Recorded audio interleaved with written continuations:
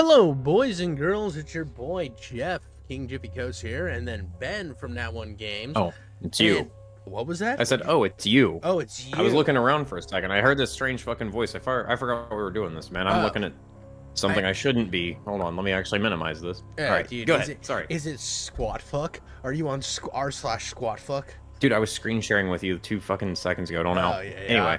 Anyway. Dude, what? Oh, like I'm the bad guy here. That's in the first 90 like you've never seconds. seen me. Yeah. Oh, 100% in the first 90 seconds. We have obliterated this take.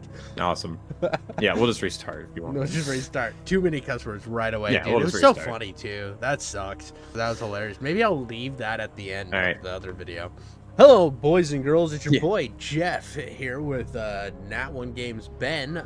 We are here to do another episode of Haunted Router. And I'm very excited for this episode. We got 2 stories to get to. One's the longer most of the episode. The other one is a low man. We're getting low man done first because it's short, and low man writes so much on our story or on our page that if we could do one episode.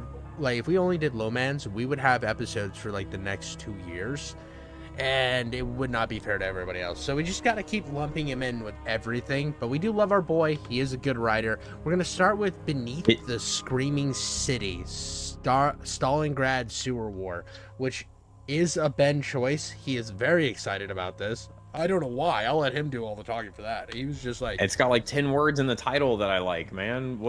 Beneath the Screaming City, Stalingrad Sewer War. We were looking for a short one to put for this, and I was like, please be a short one, please be a short one. And I'm like, this is short enough. We're fucking doing it. Half the page is this cool-ass picture. Thank you again, Lowman, for the cool graphics that you've been pairing with these. Yeah. Super, super tight. Do you see the?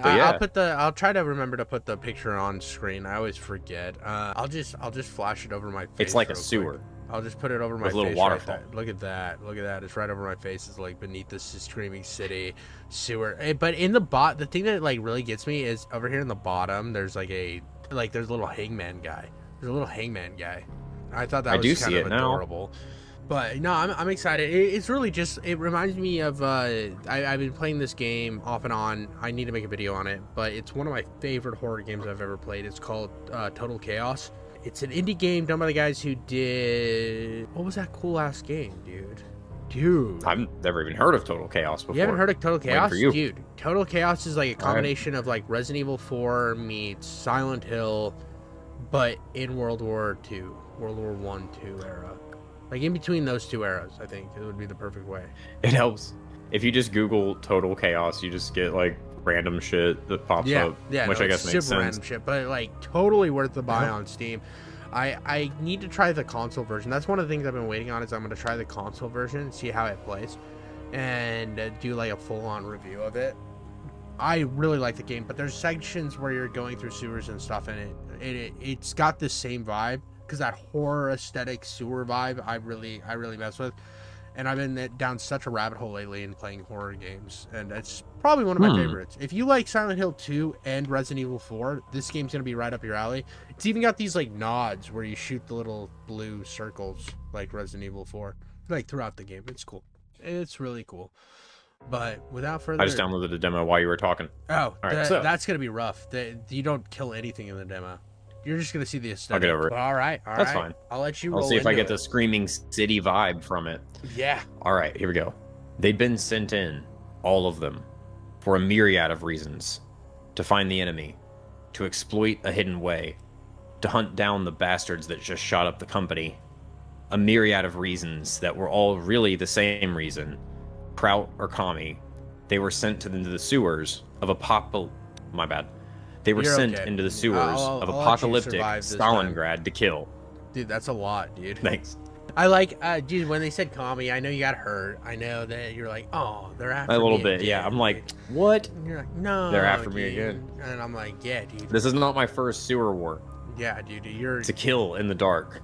I'm down there. I'm down there. Apocalyptic Stalingrad is such a thing to put next to each other and try to read. Like, I had to think about it. After you messed it up, I was like, they were sent into the sewers of the apocalyptic Stalingrad to kill. Like, that's a hard-ass sentence. It's a good bar, but it's a hard sentence to read for people as retarded as us. That's why we're warming up. Mm-hmm. That's what I need this one for. To kill in the dark. to live down there and forget all memories of the human race and the naked sun, to murder their souls and the souls of those encountered in the dark, so that they might stay trapped down there forever, and the belly of the beast could be forever full, hunger forever quelled. If only the beast wasn't so hungry.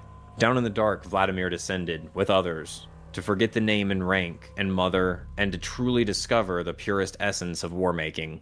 The ultimate profession awaited for them to make them the ultimate professionals in the dark, in the uncontested filth with the rats. The perfect arena for such a brutal school of thought. Down in the dark, Vladimir and others learned exactly what we all are when you take them and put them underground and leave them alive, and give them guns. Beneath thundering, cacophonous Stalingrad, they bred a whole new form of degenerate Armageddon warfare, with the rats. And in the filth. Welcome Something to else Man. was down we got there the too. rats. It's low man bingo. It's low man bingo. Dude, That's we got the rats. He loves himself some rats. Okay. We haven't gotten too flowery yet. We got soldiers. But usually when he does these, it's a little more flowery. Like, this is flowery, but I mean, dude, that's BIN already right there. Yeah, he's hitting us with full low man meat on the table right now. Vladimir hated the dark. It held too many mysteries and concealed too much enemy thought, enemy movement and shape.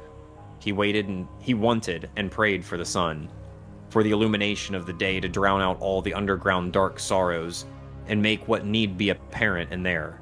But the dark was an enemy too down here. The filth and stinking sewers. He was just glad to have Grotsky, who never seemed to mind the stench and perpetual night they crawled in. He was brave, and young Vladimir loved him for it. I bet it's been more than a week. No more than a week, and you're already too scared and want to go back home to Mama. They'd all been down there close to a month. All of the men, German and Russian, had lost track of dead time down there in the abyssal swallow of miasmal dark. Every second was the last, and every moment was the slaughtering hour. Even now, as they enjoyed a relative respite and chatted in the fecal black, they could hear shots and the merciless cacophony of machine guns in the lurid chambered distance. A rattling burst that became a din, and then a phantom as it carried on. Impossible to tell where it was or where it was coming from. It might have been a ghost. Grotsky often said it was. We can't let the stinking German fascists have our precious swords, boy. The revolutionary swords. If the fascist dogs ever learn their secrets, motherland would be doomed, Vladdy. I feel like I'm just in the game. What, like Metro? I feel like I'm just Metro, in the Metro or something like that. Yeah. I'm just 100% in those games right now. Ballin. He hated the nickname, but was afraid to tell him. He was afraid of a lot of things down there. The Germans, especially the SS, the rats, and the thing that all of them, even the rodents, only spoke of in whispers. Even Grotsby. He never spoke of the thing. Down in the black, where only muzzle flash and lighted match and torch were the suns, the only stars not in the dark universe curtain of night above, but earthbound and brought down low and eaten beneath the cursed earthen surface. No one could agree on what the thing that ate the men and the rats might look like. No one could agree on how it did it either. Some said it was a mere stare that drove him mad. Others claimed he had poisonous fangs, like a viper. But nearly everyone had stumbled upon the evidence of his existence and mad ravenous hunger in the dark beneath besieged Stalingrad city. Chewed on stumps, gouged out eyes, meat ripped from shattered bone. It had no love for Germans or Russians. It made no difference. It ate them both. Gray or red, it ate them both. Vladimir missed the sky and his mother and was scared that he would forget what she looked like. He also wished Grotsky would shut it, if not just momentarily. Presently, he thought he heard low talking, conspirational German words. And a banging crash. A din erupts right in front of the pair in the form of two combatants and the lighted fury of their submachine guns. It is only instinct in Grotsky that saved young Vladimir's life. He dives down and into the filthy run of toxic sewer water and escapes the world that is turning into a storm of hot lead above him. Grotsky has a mounted scatter rifle that he's very proud of, and it does the rest of the job. One blast from the homemade thing that spilled blood in every Russian conflict since the revolution does the rest of the work, as it lights upon the darkness of the sewer world and turns the Germans into tattered, bloody uniforms, housing screaming raw meat. They go down shrieking, inarticulately, and then are silent forever. In the filth of Stalingrad's sewer waters, Vladimir can taste the truth of Russian darkness. This hungry city named after the Man of Steel. It will eat the Germans alive, as it will eat them all alive. It will consume everything, and in the darkness bowels of her foul cunt, the young Red Army recruit can taste the truth of her soul in her water. We are all going to die down here. Unfortunate. A rough hand that's... You fucked me up with that. They rolled a d20 and it said you're fucked. It was like a 9. Well, you needed a 12. A rough hand that's done this many times plunged in and seized Vladimir by the stitched collar. It pulled him out of the dark flavor of Stalingrad's underground filth and back into the sour fecal air of rat breath. At last, he could be free. At last he could breathe. What the fuck? What do you stay down there so long? Trying to drown, stupid? He clapped Vladimir on the back and then handed him his rifle, which he dropped. Vladimir didn't say anything right away. He couldn't see his face, but Grotsky could sense his averted gaze and the shame of his downward slant. A beat. Then finally the boy spoke. I guess I was afraid. Ah, afraid? Afraid of what? Nothing. You have Grotsky with you. Now come on, let's go. There are more Germans to kill. They found more Germans. Cocooned. 12 of them, or more. They were bound, held prisoner to the sewer wall by thick slabs and ropey strands of a raw meat, and mucus membrane mixture. Its pores bled and lactated a pus milk mess that smelled like hot infection. It glistened and dripped in the firelight of one of their precious matches turned to torch once they'd seen what all muffled struggling in the dark was about. What all the muffled struggling in the dark was about. Oily fire cast from medieval-style lamp contrived from the pair's oldest and most filthied socks on a knife's blade lit the horrific scene for them, and they both felt lost in a dream as they gazed on it. This can't be real. This cannot be reality. Yes. Even down here in the dark underbelly. Oh, the baby. Yeah, this can't be. I see. No, do you want to wait? No, I know it's important. You can read on. You can read on for a second. Okay. Hold her for a second. She needs some dot comments. Their minds both refuse it. Now you got me distracted. You're waving back and forth. I'm just fucking with you. Take 2. Their minds both refuse it, even as their watering eyes drink it all in. All of the Germans trapped on the wall and the glistening tissue are alive. They are still moving. This can't be. The tissue looks to be moving too, as if the surface of the sliming mucus meat is slightly crawling. They cannot pull themselves away from it. They see that there are rats trapped in the writhing tissue surface too. Some of them are squealing. The Wehrmacht soldiers are moaning too. The ones that can. But all of them seem to be out of their minds. Imbecilic. Tongues lolling and idiot mouths drooling. But the eyes are all too awake and aware, and they are full of terror. I'm gonna need like a catch up on some of that, dude. You're fine, I understand. So here's what happened, right? So she wanted to cuddle because she knows it's time for bed.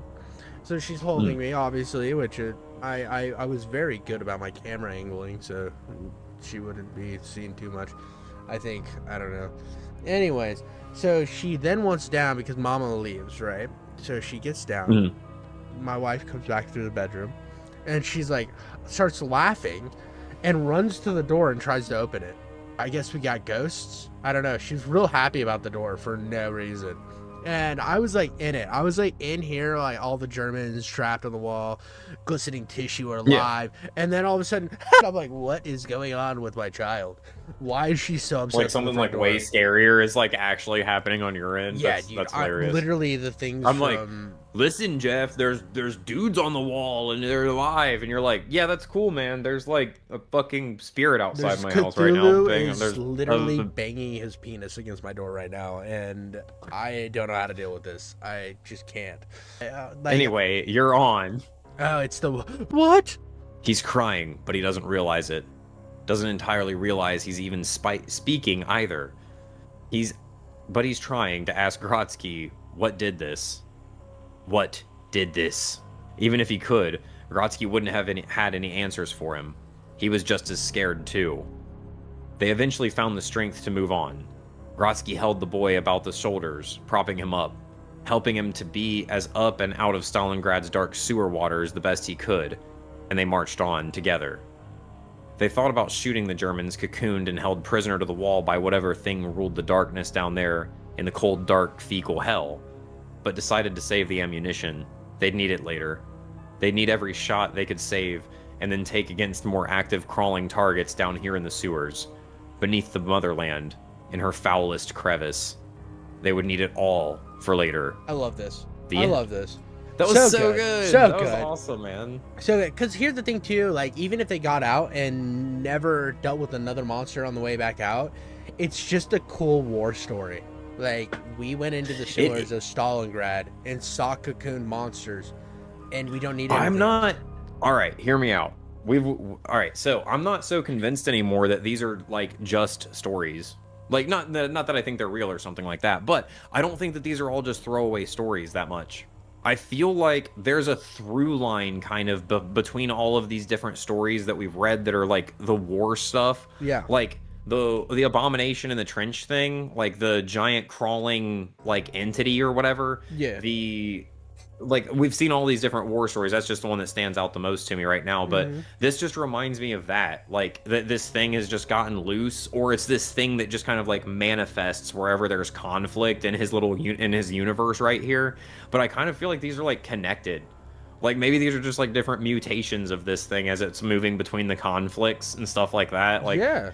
It's just found its way down into the Stalingrad sewers, where before it was like way out there on like the Western Front or the Eastern Front in the trenches of World War One. That's fair. Or it like could just I don't know, man. That's I'm kind of getting this idea that it could be like war-based, like different horrors that people see from war, kind of like an SCP type thing. Just cataloging these different creatures and these different accounts, where even though they never fought the creature, their account of it and its existence is horrifying enough, and maybe there is some sort of like unit out there who collects these stories and then goes and investigates them. What was that guy who the Forest Has Eyes, the guy who got banned that yeah, oh my god, Forest Has Eyes, that's such a callback. That's such a callback. But maybe like I know he still has a website. Maybe Lowman could reach out to him and they could work on something together where there's like a team that hunts these anomalies. Like they just go out and kill them. Yeah. Like just each story is about the murder of some of these other monsters, and like get that military perspective that Forest Has Eyes was really good at. And we need to read another one of his stories off of his website. I think we should find another one of those someday. I think his website's still active. He just can't post to our Reddit anymore. But no, I love this. This was so well, yeah. This was a very good story though. I love the Stalingrad sewer war. Perfect stuff. Yeah, I'll have to go back to that episode that we did on with Forest Has Eyes and just find his website, and we'll have to pull some more stuff up. Like, no, it's here. It's foresthaseyes.com. So he still has an active channel or active website where he posts stuff, which is cool. It sucks that he got banned. This is his thing where he talks about his update, but he got banned for 2 reasons: spam or graphic military content. What the fuck? Like all of his horror stories. That is the weirdest ban. Yeah, I guess so he has like some stories I that guess are like describing absolutely like gone. wartime stuff. So like posts from the last 8 years: the Security Guard series, the 4th Group, SEAL Team 4 series, GROM, Danish Frogmen, all gone. Because we were gonna read Danish Frogmen because that was on our sub. Like he had a bunch on our sub, and I almost forgot that we need to read some of his stories from his website because they've all been. I wanted it to be frog soldiers versus frogmen, like literally frog, and both of them to be Danish, and they're fighting for like control of the country. Yeah, he has some of the 4th Special Group. We read In the West Tennessee was Pure Evil. We read that one, but we can just we need to read more of the 4th Special Force Groups. He has like here like I'm a security guard hired to protect an estate. Forest Has Eyes, entries 1 through 6. So he has like some entries on here. So we'll have to like check out his stuff. What if, dude? I bet that's just Dracula. I know he has a He's like book protecting coming Dracula. out too, so we'll have to check in. But I think it would be like hard for Lowman to reach out to him. But I think Lowman, if Lowman could reach out to him, I think that they could get like something cool going. That would be one of the best collaborations that would be such ever. a good collaboration. I would love to see what they could do together. That military like look into things toward the floweriness of Lowman and the brutality of Lowman. And yeah, they could the bleakness and the grimness and stuff like that. It's unmatched. And I think I got my entire Lowman bingo card there by the end. Yeah. We had the rats, we had the abomination, we had the guy that's scared and he just kind of gave up and stuff. Yeah, I think I got it. Perfect, dude. That's well done, well done, Lowman. Yeah, always, no, his shit's so good, dude. It's so good. I love almost every single thing except for the voodoo one. The voodoo one was dog shit. But all the other Lowman stories, I'm a mad hater of that one. I did not enjoy that one at all. You gotta have a couple. You gotta have a couple false starts and a couple stinkers in there. With how many stories he writes, it's fair that he's had a few false starts. It would be very strange if we liked every single one of his stories ever. That would be like diabolical almost. That would be almost diabolical. To the point that it's like, how do you hit every single time? That's not fair. But the fact that we had one that we hated, now I feel like we're dope again. We're killing it. We're killing it. He's back. But I'm excited to get in this next one too. But what were you gonna say? Yep.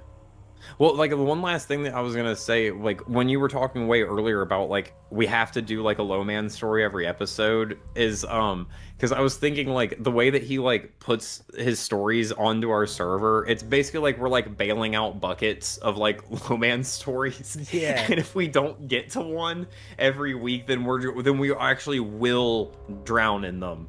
We're about chest high right now, and I don't mean that in a bad way or anything, or in a critical way, but I just think that's a funny way of looking at it. Like he always has a spot on the show because we always have a slot for him somewhere. Yeah, I mean, and it's like it's cool because we have like we're not big enough yet to where we're like flooded with stories. Like it's super nice that we have like some consistency so far. I mean, one day it might be, if we get really big, it might be kind of like daunting to try to like get to all the stories. And because I can understand like why Creepcast they don't do like their stories every time, because it would be such an undertaking to try to do all their stories on Creepcasts. I think it's Tales from the Creep is their sub, and it would just be such a daunting task to go through the thousands and thousands of stories there. But we have like a manageable palette here. Something manageable. We do. We get manageable drop-offs, actually. I was about to say, but I was like, are you beginning to hint that we should start vetting these before we read them? No. Because No, never. We're never going to vet something before. We can't do that. No, I mean, we might get more jaded and more like critical when we have like way more people, because it's going to be like, it's going to turn into more like Kill Tony, where we're just pulling from the bucket, you know? And I still think that even if we're pulling from the bucket, we need to do at least 2 stories from each creator if we do get really big. Because I really don't think it's a fair turn to be like, okay, this story sucks, so I'm never going to read anything they wrote again because I didn't like this one story. I just never. Oh, no, I see what you mean. I see what you mean now. Yeah.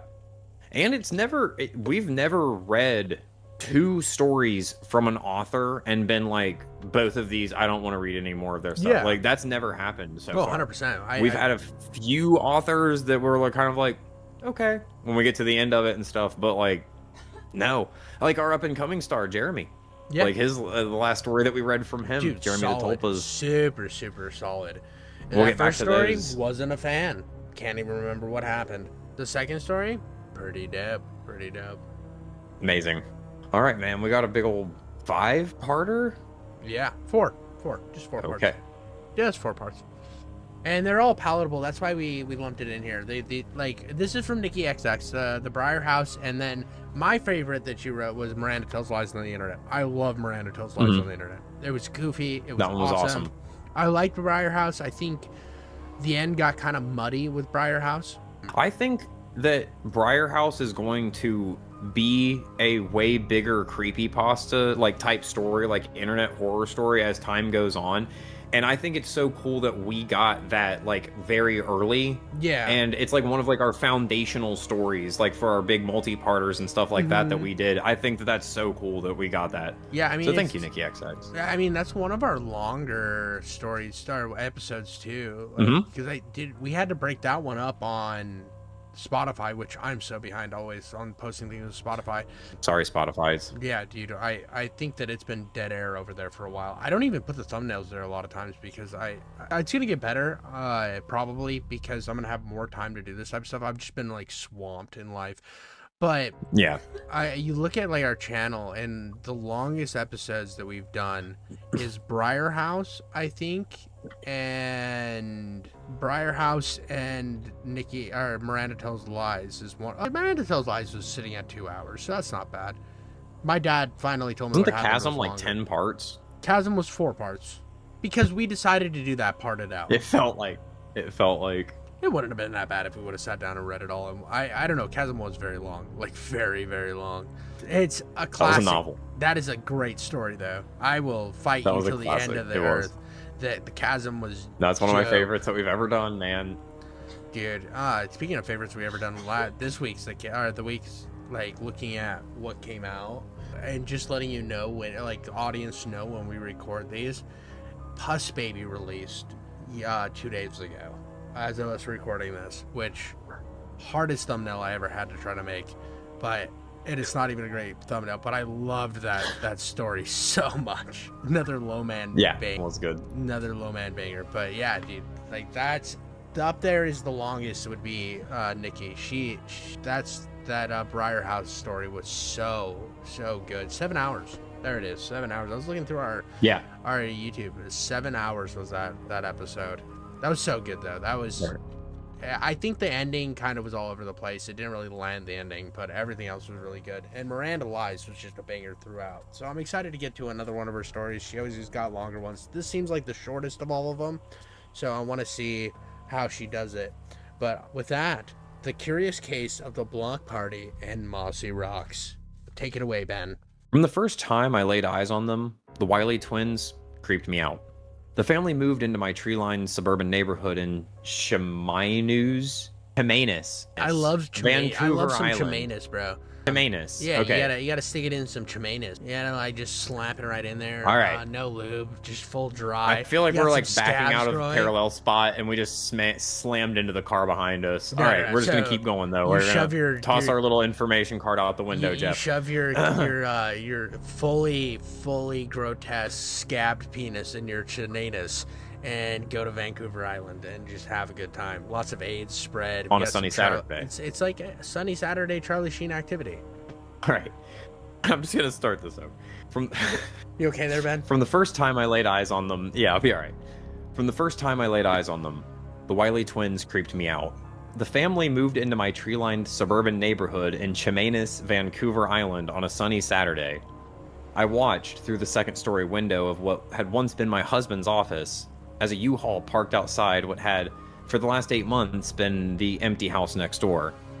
A burly pair of movers team-lifted furniture while a tiny woman and tall, rotund man sauntered back and forth with cardboard boxes.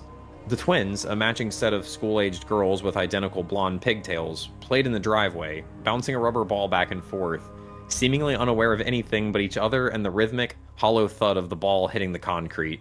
What a cliche. I want to see what she does with this cliche. It's such a cliche, so either it's going to be really dumb or...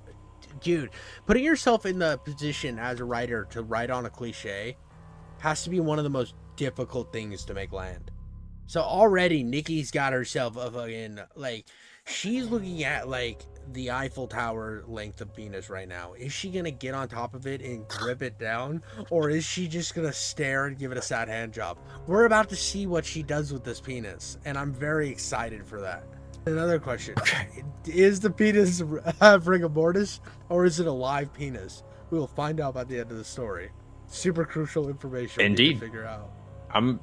All right. What I'll do is I'll just check in with you every once in a while to see how you're feeling about it. And I'll let you be the barometer of this. Yeah, I'm a good penometer. Anyway, fitting occupants for Barb and Lewis's old house, I remember thinking. It was inevitable the twins would be sucked into the orbit of my own daughter's social lives. It happened, the month after the Wileys moved in, at Theo Lim's 3rd birthday party. Theo lived with his parents and older sister 5 houses down from me. 88-year-old Tiffany Lim, a little different, was friends with my girls, so I was duty-bound to make an appearance at little brother's special day, necessitating an investment of $20 for a picture book about dinosaurs, and 3 hours of my life pretending I was bedazzled by Katie Lim's perfectly Instagrammable suburban life. See Katie's Pinterest board vision for her toddler's under the sea themed birthday. I wonder, is that like a note to the reader? This is like, or something? This is interesting. You got like case notes in the middle of this. It's like you're looking at her Pinterest board. Is what we're doing right now. Okay. We're looking at a Pinterest board. Close your eyes, driving listener, and visualize. I want you to be going 90 on the highway with your eyes closed, no hands on the steering wheel. I want you to just grab your shaft, not the shifting shaft, but your shaft. Or if you have one of the catcher 9000s, also known as a vagina, just pop a couple fingers in, grab those lips, and just like visualize what we're looking at here, because I need you to have full sense of like right here, a dolphin ice sculpture towering over shrimp and crab legs with your eyes open, not hands on genitalia. Would you get the same image? No. So I need to lock in, slam that clam, or grab that shaft, and let's get into it. Yeah, listen how we're reading, and you'll feel everything. A dolphin ice sculpture towered over shrimp and crab legs, rosewater persimmon macarons in the shape of a starfish, and a bartender mixing blue margaritas. The kids, usually the focus of a backyard birthday party, were left with little to do but wander Katie's well-maintained garden and try to climb the locked gate to the Lims tennis court. I told my girls to stick to the veggie tray, avoid the seafood. That mess had "shit your pants" written all over it. An hour into the affair, an hour before I could justify gathering my kids and leaving, I stood against the hedge nursing a bottle of Stella, watching my daughters etch chalk doodles with Tiffany Lim and Luna Morris. At the other end of the backyard, the Wiley twins sat cross-legged in a lonely corner, playing the sort of patty cake hand-slapping game I'd played with my friends in the 2nd grade. That's retro of them, I thought. I inadvertently made eye contact with Carissa Bauer, then stared down at my beer. Too late. Carissa, a glass of drugstore Chardonnay in her hand, had locked in. Carissa was my age, a stay-at-home mom, and a local girl. When we'd met... Oh, different sentence. When we'd met, I'd somehow given her the impression I was a lost American puppy in need of a box and belly rubs. Carissa reached my side and clutched my wrist with her claw-like nails. Wait. Is this like a lost American puppy? Are we in a different country? I thought Vancouver Island was... that's like... Oh, that's Canada. Canada, but that's like Canada. Are they not American? I thought Vancouver. Like in my head, I read that as Vermont. Like I know it said Vancouver. Yeah, Island, I was really like imagining a. But now I got to do what that's subtle thrown off. Yeah. I can't like. Yeah. Is Vancouver? Vancouver's the French, right? Or no, that's Quebec. Okay, so we're just. We haven't talked about your new shirt, new neighbors yet, have we? That sounds Irish. I can't do. That was very Irish. Is it Irish with an A? It's like okay. Well, I got I got it. A boot. Okay. We haven't talked about your new shirt, neighbors, have we yet? Hey, I went Irish back again. I said turn it down. And you went like way up with it. So I went. All right, we're leaving it. Okay, she's just gonna be Irish now with the A. I'm gonna put A at the end of every sentence. Fair. All right, you're all Irish now. I scanned the crowd for the twins' parents. I caught sight of them at the start. Well, I sound like a dude reading this, so I'm like, hey, Carissa. I caught sight of them at the seafood station, poking uncomfortably at the pile of warm crab's legs. That's them, right, eh? Carissa hissed. I nodded, surreptitiously checking my phone for the time. 45 more minutes. It took them forever to sell Barbara Lewis's old house, eh? Carissa. I mean, I get it. How long did Barb rot for? A month? Eh? There we go, thank you. 6 weeks. I corrected. Slightly less than a year before, Barbara Lewis, my 80-year-old hemiplegic, I can't read, neighbor had fallen down the stairs and broken her neck. Bro, mad unfortunate. What an L, dude. Life alert cannot save her ass from that fall. Bro. And she was like, that just happened. And you're like, that was crazy. Her body lay decomposing until a gardener became concerned enough about the smell to call the police. Carissa smiled conspirationally. Come on, I want to meet them, eh? Before I could dig in my heels, Carissa got hold of my arm and dragged me across the party to the diarrhea shrimp and the Wiley. I love the way she writes these scenes, dude. Nikki XX is like normal people doing normal stuff. I would rather read Nikki write it than anybody else. Yeah, she just understands. I very deeply agree. Oh, it's so good. You know what this reminds me of, this character lady? With her kind of like, she's a little bit like about a lot of stuff. Like, I just got done watching Pluribus, so I'm going to talk about it. And this character kind of reminds me of like, okay, do you know Saul's girlfriend in Better Call Saul? No, never watched that either. Damn, all right, cool. She's just kind of like a deadpan, like, normal chick, but she's like one of the best actresses ever because she embodies like her characters so well. She's like This is what I'm imagining now. She's like the chick from Parks and Rec. April from Parks and Rec. Kind of, but yes, yeah, a little bit. Yeah, a little bit like the moodiness and stuff like that. That like kind of gives the character like its appeal, you know? Yeah, she was my favorite character. I think it was April. Like whatever the chick that ends up marrying Chris Pratt is. Yeah. I love. She's hot, one, but two, she just played that part where she just hadn't like her. I can't remember that lady's name. I can't remember her name, but she's fantastic in everything. I'm Clarissa. I live around the block, eh? You must be a couple who just moved in, eh? The woman gave Carissa's hand a dainty shake. I know why, like, she said. And this is my husband, Conrad. I shook hands and mumbled a greeting. Lena wore a long skirt and lace-up top. She'd pulled her mouse brown hair into a long braid and hadn't bothered to touch up the gray roots. Bitch. Conrad had on a pair of board shorts and a t-shirt with "Good Vibes Only" printed across it. Hate this guy. They might as well have been... Yeah, right, already. They might as well have been wearing labels. Hippie. Granola. Okay, I need to do line. I can't be British, dude. I had her as British. But our girls are running around here somewhere. Lena Wiley continued. The blonde twins, Aurora and Agatha. I forced my face not to cringe. I couldn't stand it when parents gave their kids matching names. They're adorable, eh? Carissa gushed. My little guy, Gabriel, is redhead digging a hole. So where do you guys move from? Conrad made a waving hand gesture. We met in Seattle. The twins were born in Toronto. Then we did a couple years hopping from around like Australia, then Jakarta for a year. Then we were in like South America tour, Buenos Aires, Rio, Costa Rica. How could you possibly afford that lifestyle, eh? Carissa cut in. One of you must have a trust fund. Carissa Bauer, ladies and gentlemen. No self-awareness, but the Wileys didn't so much as flinch. Our work allows us to travel, Lena said. I'm a writer, romance, and Conrad's a self-employed massage therapist. Carissa shook her head. I don't get it, but if you can go anywhere, why Vancouver Island? Why Anus of all places? Lena smiled. Well, our girls, they're going to be 9 this year, and we've decided it would be the best to give them a normal childhood. Girl Scouts, soccer games, play dates, and all that. And Conrad actually grew up in Victoria. Seriously? I grew up in Nipano. Why do they all have names like... Anyway. Because Canada... We didn't know who was talking until he did that. Dude, Canada, literally, their money is loony and toonies. I can't take shit that country does seriously. Like, no offense to my Canadian visitor or like viewers out there. I have friends that are Canadian, okay? So some of my best friends. Some of my best friends are Canadian, and I just can't like.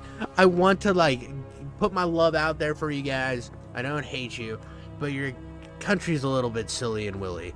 It's a little bit goofy. You have an entire area that just hates their existence about being a part of it because they're too French. which is crazy. Not even the French, like, U.S. state, Louisiana, hates the U.S. as much as Quebec hates the rest of Canada. It's just a goofy place. They're like, we need to return to the motherland. We don't eat enough frogs. We are from Quebec. We don't speak English. I'm like, why do you... We hate all the other Canadians. Too nice, eh? And I'm like, why do you guys suck? While Carissa dove into her I'm a townie spiel, I looked for my daughters. With an uncomfortable jolt, I saw Hannah, my 9-year-old, had migrated to the corner where she'd taken up with Tiffany Lim and the Wiley twins. Aurora and Agatha had split up. One played patty cake with Hannah, the other with Tiffany. Becca's American, eh? Carissa was explaining. She's from California, eh? My husband grew up here. He was a pharmacist. He came back because he inherited his father's pharmacy. How was immigration for you? Lena asked. Not particularly tough. The girls are dual citizens, and I'm a nurse. That pushed me to the front of the line. Which pharmacy is your husband's? Conrad's got the worst allergies and... I felt my lips spasm into an involuntary snarl. Ex-husband. I clarified. He walked out on the girls and me last year. Oh, what a dickhead. Hours later, I sat in Michael's, my ex-husband's, old office, taking one last hit off the vape pen I was supposed to have quit 6 months ago. I stared at Michael's tool shed in the backyard, locked and rotting. I needed to have that eyesore knocked down. In the distance, a door slammed. I peered down into the Wileys' backyard. When the house had been Barb Lewis's, the yard was an obstacle course of overgrown weeds, untamed bushes, and piles of wood from her long-deceased husband's long-abandoned home improvement project. The realtor tasked with selling the place had done a fairly decent cleanup job. The back lawn was now green and unoffensive, surrounded by well-groomed dirt plots that the Wileys had mentioned turning into a vegetable garden. The one element of Barb Lewis's that remained was a waist-high pile of stones in the far back corner. I wasn't sure why they'd left it. There was something mildly calming about the rock pile. The large rocks that... Can you hear that train? Train? Okay. It's raining here, so all I hear is... Okay, I got you. There's a train horn that was coming through the window pretty loud, but anyway. Oh, no, I didn't hear it. The only train I hear is my next door neighbors running a train on the woman that lives over there. There's Fair like enough. 87 guys in the house and one lady. I'm sure that they have a lot of fun just popping in and out. Sounds like drama. Just a lot of screaming. That too, yeah. Sometimes I say this stuff about like my made up neighbors and they always change, and I'm worried that people are like, is this neighbor actually crazy? And I'm like, I don't even talk to them. I wouldn't know if they were crazy or not. I don't know if they're actually like an orgy fest going on over there or not. I just live my own life. But I'm gonna keep making up different stories about them. Don't you worry, my loving viewers. There was something mildly calming about the rock pile. The large rocks that made up the base fit together in a configuration years of winter storms had failed to topple, coated with a thick layer of turquoise green moss. Smaller, flatter, rounder stones lay about in a semicircle like children at their parents' feet. From my window perch, I watched as the twins, Aurora and Agatha, dashed across the lawn and plopped themselves down in front of the rock pile. They began stacking the small, flat, round stones on top of each other. When their little towers were to their liking, they demolished them piece by piece, laying the dislodged stones side by side in the dirt. Then, they flipped the stones over like playing cards before switching them out with new stones and starting all over again.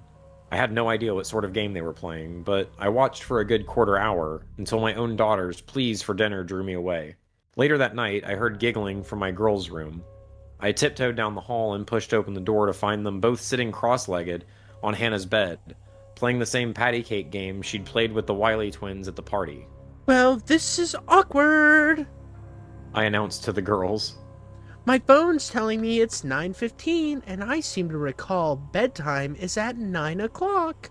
The girls froze and regarded me with wide puppy eyes. Technically, we're in bed, Mom, Hannah said with a saccharine grin. I suppressed a giggle, my cute little contract attorney. Just practicing, Mama. Oh, Olivia, the 8-year-old, offered. Sorry. Aggie and Wobby taught us this was a fun song, and we want to teach it to Ava when we get to her house tomorrow. Aggie and Rory? Agatha and Aurora, the Wiley twins.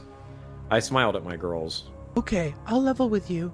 Why don't you just show me the song that Aggie and Rory taught you? After that, it's lights out. Got it? Okay, Mom. The girls said in unison. They took a deep breath. Then they began slapping hands in a complicated rhythm. 9-2-9-2-1-2-5.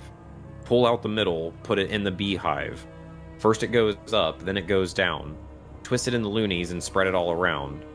1 is the ponies, and 2 is the planes. 3 is banana, and 4 is spy games. First it goes up, then it goes down. Then the Stove Creek boys are tearing up the town. The girls dropped their hands and stared at me, panting and giggling. The rhyme was nonsensical, to be fair. Most playground chants don't hold much logic. I recalled Miss Susie and her steamboat with a bell. I clapped. Hey, good job. Now it's bedtime. That was good. The next evening, I was interrupted packing my daughter's... Oh, wait, by the way, I wanted to say, these are totally like the hints, by the way, right? Yes. Like, to solve the mystery. Just like last time. Yeah. Just like the Briar House. I also feel like the shed's going to come into play. The rotting shed, shed. Rocks, girls, She's really good at leaving stuff, breadcrumbs throughout the story, so there's going to be a lot of callbacks probably later. All right, so I hope you all were listening to my beautiful poem. Yeah, dude, take some notes. I want you to write it on your body like we're in the movie Memento. Let's see if you can solve it before we get to the end. Yeah, exactly. And if you have memory issues like Memento, just keep watching our video and giving us the views. I would appreciate it. We'll give you 5 seconds right now to type it down in the comments what you think it is. Anyway, the next evening, I was interrupted packing my daughter's lunchboxes by the repeated jangling of my doorbell. I ensured the girls were occupied with the Disney Channel upstairs in their room, then peered through the peephole. Ryan McKittrick stood on my doorstep. Ava's dad. He looked pissed. Just a few hours before, my daughters had been around his house to play with Ava. Beautiful, I thought to myself. Hannah and Olivia must have broken something or taught Ava a fun new 4-letter word. I opened the door. Hi, Ryan. Who the fuck told you, bitch? He snarled. Who did you talk to? I wasn't friends with Ryan McKittrick.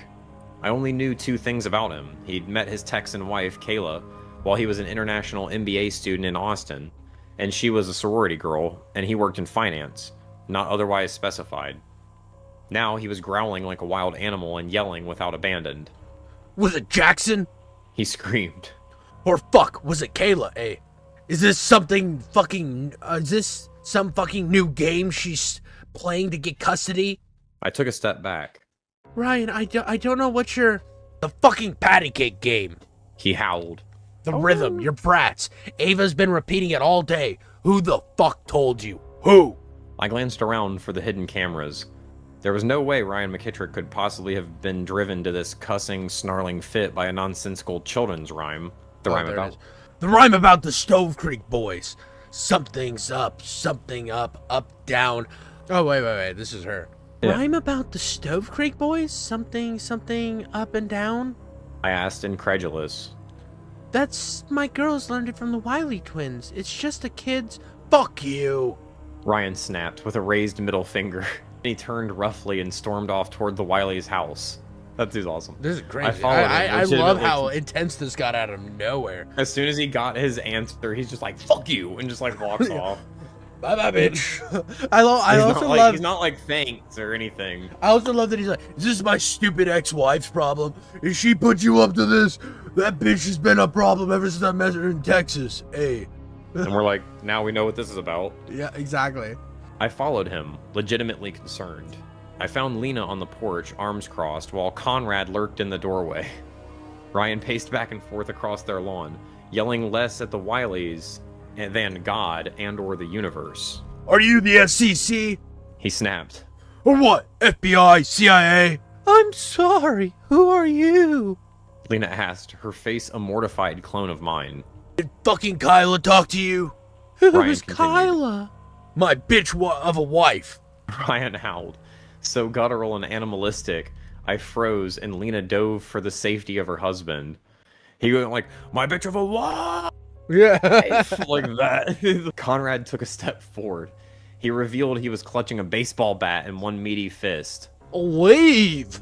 He said firmly. Or I call the police. Ryan seethed like a caged wolf. But he, with a wise surge of self-preservation, turned and fucked back off to his house, shooting me a nasty glare as he went. I glanced up and met Lena Wiley's eyes. On her face, for a second, before Conrad closed the door, I saw a flash of a mischievous little smirk. Ooh, ooh, ooh. I love this, dude, because in my head I gave her the fake, like, oh, I'm just a float. I'm nothing to be looked at. I'm just an innocent lady. And I know that this bitch is just conniving as fuck in the background. I knew it, dude. She's like gonna get like her kids killed. Dude, I She's pussy like, just. Dude, that's crazy. That's crazy. Like I'm in it now, dude. This is got me. Oh yeah. By the way, all these people are disgustingly rich if they own a house in Canada.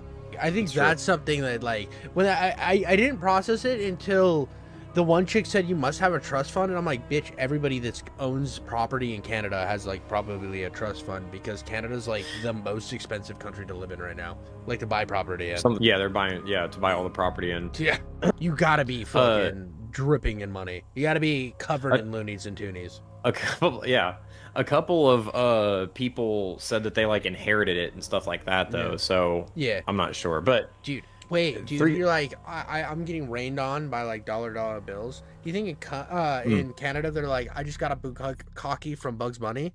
I think they say twist it in the loonies and spread it all around. Oh, dude, I like the Bugs from Bunny the rhyme. bukkake.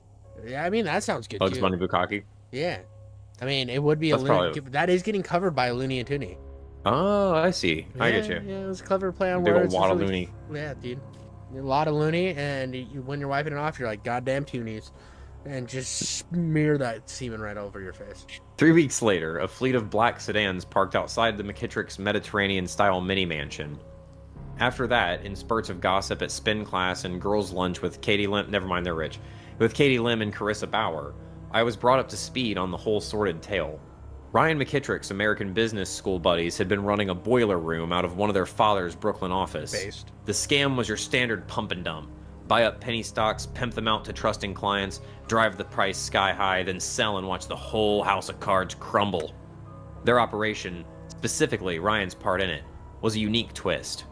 With a scammer crew would launder their profits by wiring them into a Canadian shell corporation managed by Ryan, which supposedly invested in currency futures. They'd run the game 3 times, and they must have gotten reckless, because one of Ryan's American co-conspirators warned the others the SEC had put in a couple calls to Daddy's office. So Ryan was nervous enough as it was. Then my daughters taught his daughter the Wiley twins' rhyme, which outlined in disturbing detail Ryan and the Americans' crimes. I feel like the whole tone changed at the beginning there. That's why I just changed to like sounding like a gumshoe for a second. Yeah. But yeah, I just kept thinking about. Here's the skinny, see? I just was thinking about the movie Boiler Room, which is super underrated if you've never seen it. Like, it's weird that she used boiler room, like she used like the lingo for it, not just like a scam business thing, like what like me and you would basically say if we were talking about this. 100%. Oh, because they're rich. I keep forgetting. They actually know. This fucking thing's killing my head today. But no, dude, the Boiler Room has like, I can't remember the main actor's name, but I really like him in just about everything he's in. I think he was the same guy that was like creepily dancing in Ted. But it's also got Vin Diesel, which I used to love me some Vin Diesel. Like, I was a huge fan of Riddick growing up, like all the Riddick movies. I still am a big fan of all the Riddick movies. And there's nothing better to put on when you're just sick and tired and you don't really care about the plot than a Fast and Furious movie. You get the action, you get the stupidity, you get all the things you could possibly need from a movie to not care about the plot from a Fast and Furious movie. But I can see that. So there's gonna be driving, you know what you're in for. Yeah. So I was like really into Vin Diesel, so I watched The Boiler Room and I was like, this is just a good ass movie. This is like, because Vin Diesel used to do like serious movies sometimes instead of just Vin Diesel movies. And he just plays a normal Wall Street guy in that movie, and it's like a good film. It's basically about the Wolf of Wall Street. Like it's interesting. It's different names, but it's the same. It's the same story about the Wolf of Wall Street that was later. If you want to like pump and dump stocks thing. It's like it's the first movie really about that guy. So if you like Wolf of Wall Street and want that same genre, you watch the movie Wall Street. Boiler Room is right up there with it. Okay. I might put that on someday. I'll see if it's on Tubi. That sounds like a Tubi movie. That sounds like very Tubi. It's very early 2000s. All right, so we get the poem again. 9292125. Pull out the middle, put it in the beehive. First it goes up, then it goes down. Twist it in the loonies and spread it all around. One is the ponies. So one is the ponies and 2 is the planes. 3 is bananas and 4 is spy games. First it goes up, then it goes down. Then the Stove Creek boys are tearing up the town. First it goes up, then it goes down was an ode to the nature of a pump and dump scheme. Twist it in the loonies referred to the Canadian money laundering. Beehive Investments Incorporated was the name of Ryan's shell company. 929-2125, the 7-digit phone number he used to communicate with his pals in New York. The Stove Creek boys referred to the Stove Creek bar in Austin where the guys used to blow off steam during business school. This sounds like a Pepe Sylvia like corkboard.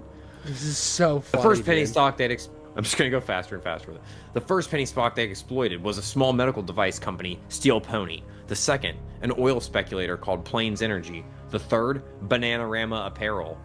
You see, I blew every gasket in my brain trying to figure out how the Wiley twins were privy to any of this information. It was possible Ryan's wife Kayla could have confided in Lena Wiley about her husband's shady business, and she'd in turn pass that information along to her daughters, but that seemed unlikely. And it didn't explain the matter of the fourth penny stock, the American scammer's twist ending for Ryan. See, the New York Boiler Room boys planned... Jesus Christ, it just cuts right back to this other... You see, the New York Boiler Room boys planned to cut out the Canuck. They'd found a better... Cut out the Canuck? Yeah. Gotta cut the... Get those Canucks out of here. We're full on Mario Puzo at this point. Yeah. They found a better laundry service in one of their brother-in-law's Hong Kong syndicate. They'd already settled on a fourth penny stock, Spy Games Electronics, a development which I can't stress hard enough Ryan McKittrick didn't know about. Spooked by the rhyme, Ryan went straight to the authorities and hung himself, or depending on how you looked at it, saved himself. In one final twist, neither the FBI nor the Canadian authorities had been on to Ryan and his friends at all. The SEC call to his co-conspirator had been about his father's business, not the boiler room. Because he came forward as a whistleblower, Ryan was only sentenced to a couple years probation, but his legal fees were hefty, and with no more dirty American money coming in, he was forced to sell the house. Kayla left him and took the kids back to Texas. Thank God. Damn. We gotta keep Life moved on. those kids American. Yeah, she's like, I don't love you. And he's like, I'm never going to financially recover from this. He's living in some shitty, broke-down apartment, just drinking himself. Oh, it's Carol Baskin. Yeah, dude. It is like a Tiger King Carol Baskin situation, man. Life moved on and memories smoothed like rocks in a tumbler. No one could explain how 8-year-old twins had regurgitated information even the FBI didn't know. So we deliberately misremembered, but I couldn't force myself to forget. Oh, okay, misremembered. Okay, never mind. I'd find myself sitting in Michael's office surveilling the Wiley's yard. Sometimes I'd see Agatha and Aurora out there bouncing their ball back and forth. Other times they'd sit at the rock pile staring as though watching a movie I couldn't see. Then, almost in a trance, they'd pick up the round flat rocks and stack them, lay them out, and flip them over. Barbara Lewis, I remembered, used to sit in the same spot, arranging and rearranging rocks, in what I'd assumed then was a quirk of dementia. That's crazy, bro. This is what a banger first part. I love this, and I love. So at first I was like, okay, it's over explaining, but then you get toward the end, and it explains that this investigation has already the outcome's already been made. So she's just telling you what has happened in the last year. I'm pretty happy that that wasn't the rhyme that we got, that we had to parse out and figure what everything was about. Yeah. I don't know. I'm just blown away by this the way it all wrapped up and how the whole neighborhood just catastrophically died in a second. Part of the neighborhood just lost everything because of a little kid's nursery rhyme, and the guy couldn't take it. That's so crazy. They got split around at a party that none of them even wanted to be at. Yeah, she didn't even want to be there. And then the juiciest tea of the entire year gets spilled, and everything goes down. These soccer moms went crazy over this shit too. That's why it turned into fucking Magnum PI there at the end. Yeah, dude. And some people might not think that dude, you get a couple of these neighborhood people together, they go crazy on trying to figure out every problem that ever has happened. So for instance, what happened between our narrator and her husband, maybe? Yeah. Now we're gonna find out what happened there. I bet that's where it's going. It's going. And she's gonna be like, "Look here, you little fucking bitches." Yeah. I feel like it's gonna the whole neighborhood is gonna be slowly destroyed, and I feel like the Wileys needful things. Yeah, I think they move area to area, and why they move so much is because they go to areas and destroy it and leave. And they're like, the whole time. Right, man, part 2. Yeah. In May, a new young family moved into the California-style house at the end of my block, right beside the dirt road that led to a creek and fed into the Pacific Ocean. They threw a backyard potluck and invited the entire neighborhood. Oh, here we go already. It's over. Sure. It's a cookout, but you're the one getting cooked. The new couple were Roxana and Tyler Lowe, 30-somethings from Vancouver, him a patent attorney, her an interior designer. They were one of those couples who looked uncomfortably like siblings. Oh, hell yeah. Both pale and slender and round-faced, with matching dishwater blonde hair. Their daughter, Daisy, was 6, and Roxana was enormously pregnant with their second boy. A boy. Never mind. They seemed lovely. Roxana treated my sad attempt at fajitas like it was a rare delicacy, and she and Tyler made the rounds of the assembled neighbors with a fascinated enthusiasm I couldn't have faked if my life depended on it. The Wiley family arrived a half hour into the affair. Lena in a hippie dress, Conrad in board shorts, and the girls in matching skirts? Yeah, skirts. They're shirts. And unicorn tees. You don't know what a skirt is? I don't have daughters. Did you not have a sister? Nope. No girls in my family. Okay, so a skirt is well, your wife probably has them like somewhere. They're like they're a skirt, but they have like shorts underneath. Like they usually they're elastic, but they're like short legged. So the skirt goes past them, but they're not like just straight skirt over underwear. They have like stuff underneath, so it's called a skirt. Interesting. One day I will meet a woman. Dude's married over there. I don't know what my wife wears. I just tell her, bitch, get dressed. And I go back to watching my Andrew Tate videos. Hey, I'm not denying nothing. I was chatting with Roxana Lowe when they approached. Casserole dish outstretched like an offering to the gods. It's Brazilian barbecue. One of the twins said cutely after handshaking. It's the kid, dude. I gotta do a kid voice, not the mom voice. Do you like a really creepy voice like, it's Brazilian barbecue? It's Brazilian barbecue. One of the twins said cutely after the handshaking and name exchanging. I was thinking Brazilian barbecue an odd choice for a Dogs and Cheetos neighborhood get-together when I noticed the look on Roxana Lowe's face.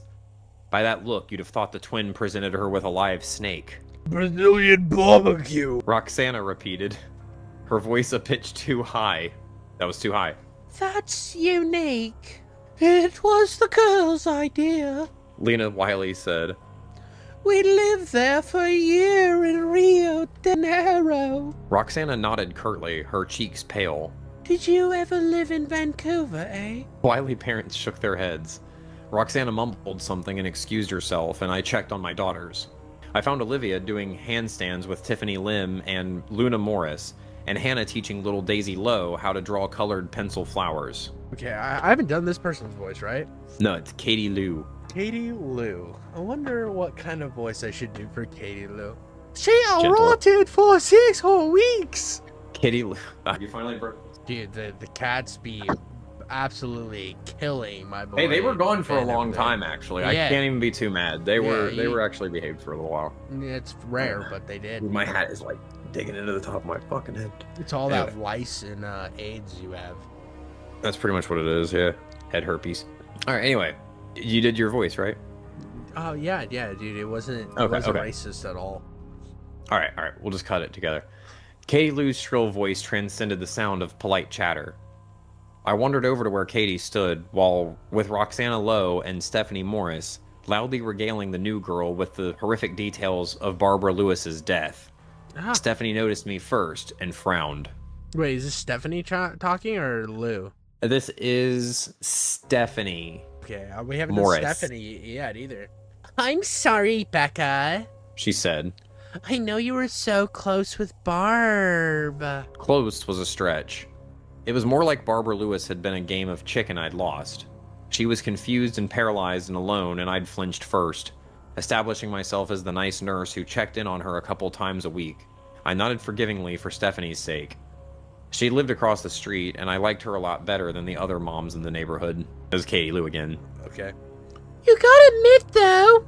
Oh, I don't want to do Asian forever, dude. I'm just gonna go with shrill and high pitch. Oh, Bob was an odd bird. She barely left her house, but she knew things. Gossip. Who lost the job? Who was getting a divorce? Whose kid failed algebra? Stuff like that. That's Leap. Remember when Nancy Koppel had cancer? Stephanie asked. She wants someone to get tested for cancer. Stephanie nodded her head sadly. No, Nancy was stage 1, supposedly treatable, but Barb knew she was going to die. The conversation was interrupted by a loud child's voice. Pablo Pastaria! Get your dumplings from Pablo Pastaria!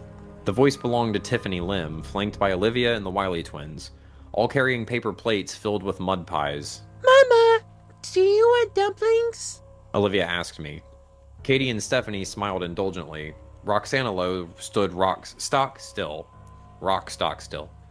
If she looked like she'd saw a ghost before, now it was as though she'd been sucker punched. The dumplings are brown! A Wiley twin chirped.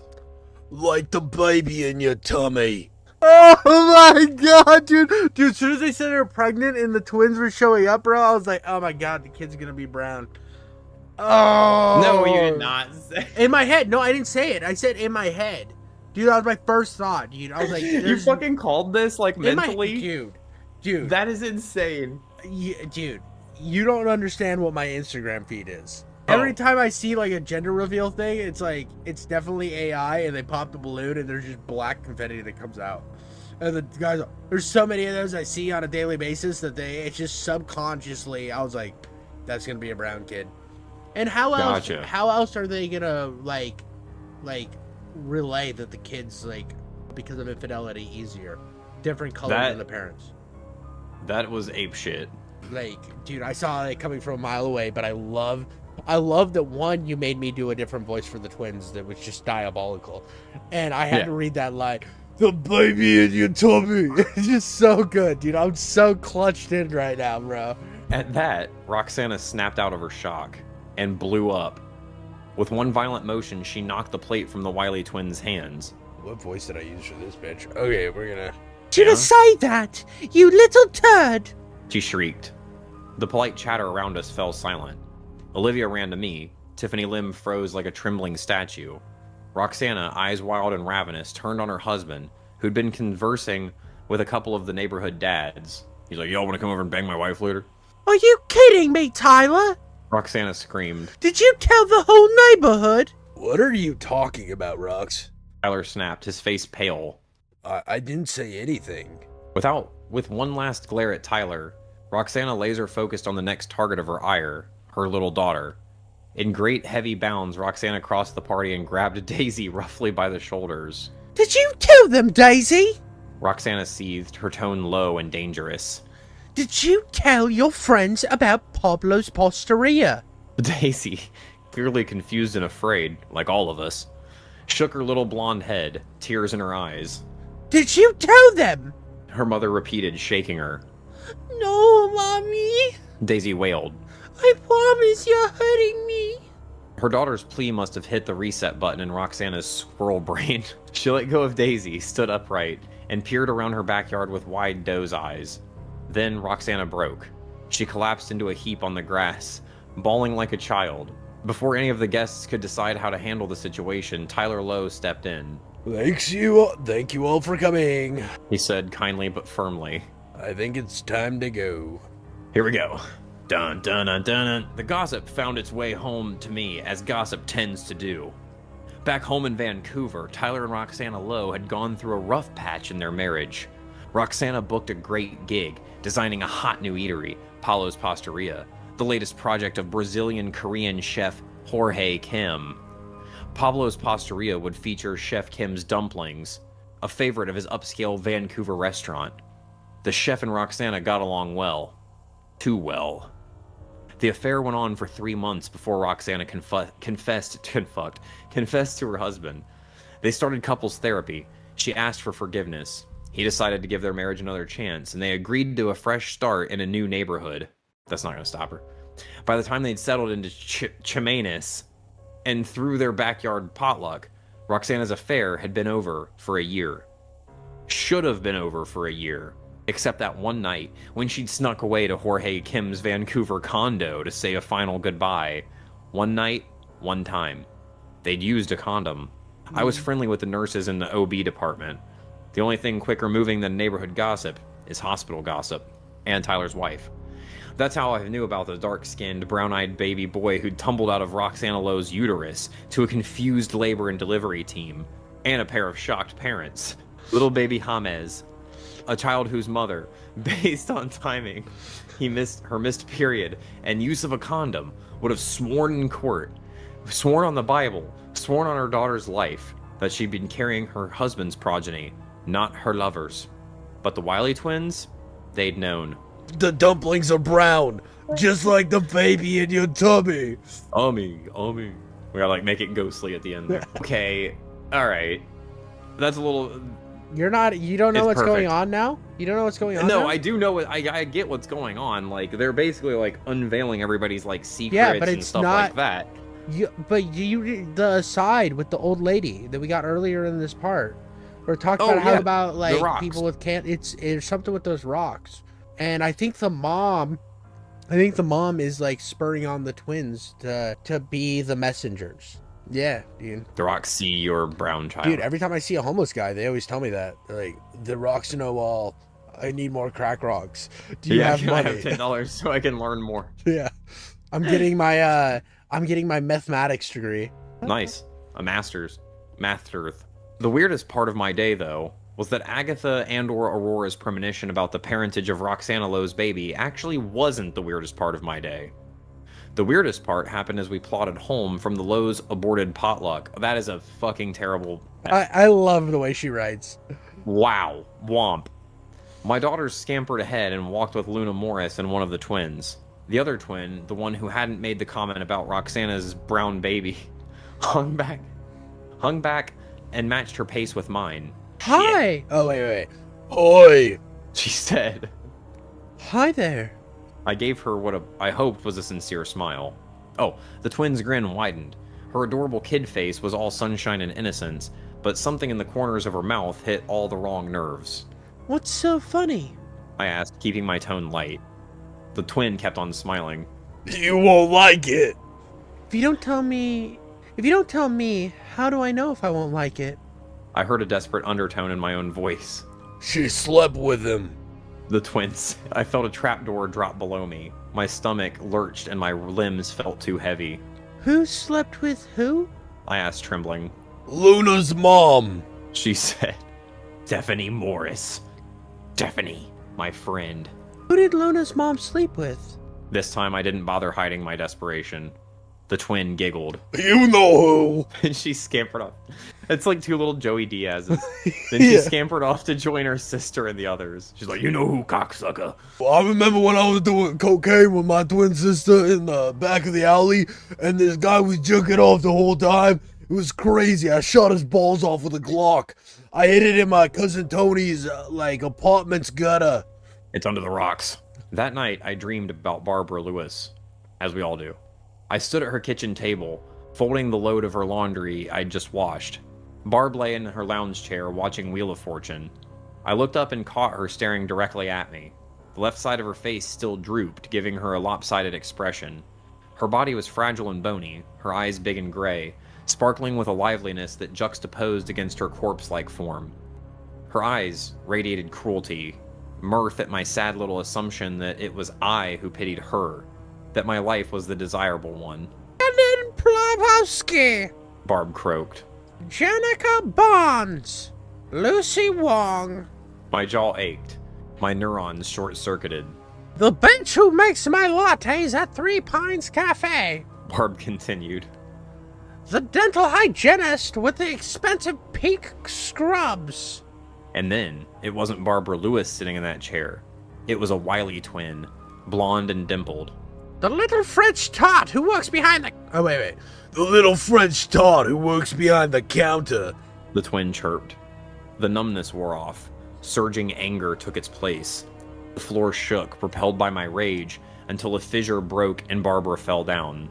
I heard her screams as she tumbled over and over, until she was silenced by a thud and a snap. This is a crazy-ass story. Lena Wiley answered the door on my third knock. Erica, she announced with overstated pleasantness. What can I do for you? She was dressed in a hippie tunic and yoga pants, gray streaked hair tied in the back in a braid. I gave her as genuine a smile as I could manage. I had something I wanted to talk to you about, I said. Lena couldn't hide the suspicion in her eyes. I was just about to put some coffee on. If you'd like to come in. Whoever had been responsible for remodeling Barbara Lewis's place, they'd done a good job. But the set of spiral stairs leading to the bedrooms on the second floor remained unchanged. As Lena Wiley got to work on the coffee in the kitchen, I sat tentatively at the edge of a lazy boy. The image of the staircase curdled something in my stomach. My fellow American, right? She asked from the kitchen. California? Yeah. Oh. Yeah. I said. Looking away from the staircase, my eyes rested on a wooden box in the middle of the kitchen table. While Lena was busy assembling her French press, I moved to get a better look. I was born in Alaska, Lena said. My dad was in the army. Seeds. That's what was in the box on the kitchen table. Packets of seeds. I thumbed through tomato, cucumber, sunflower, pumpkin, and the box was tugged, roughly, away. I flinched. Lena stood by the table, my cup of coffee in one hand, the seed box in the other. Sorry, I didn't mean to scare you, Lena said, placing my coffee on the table.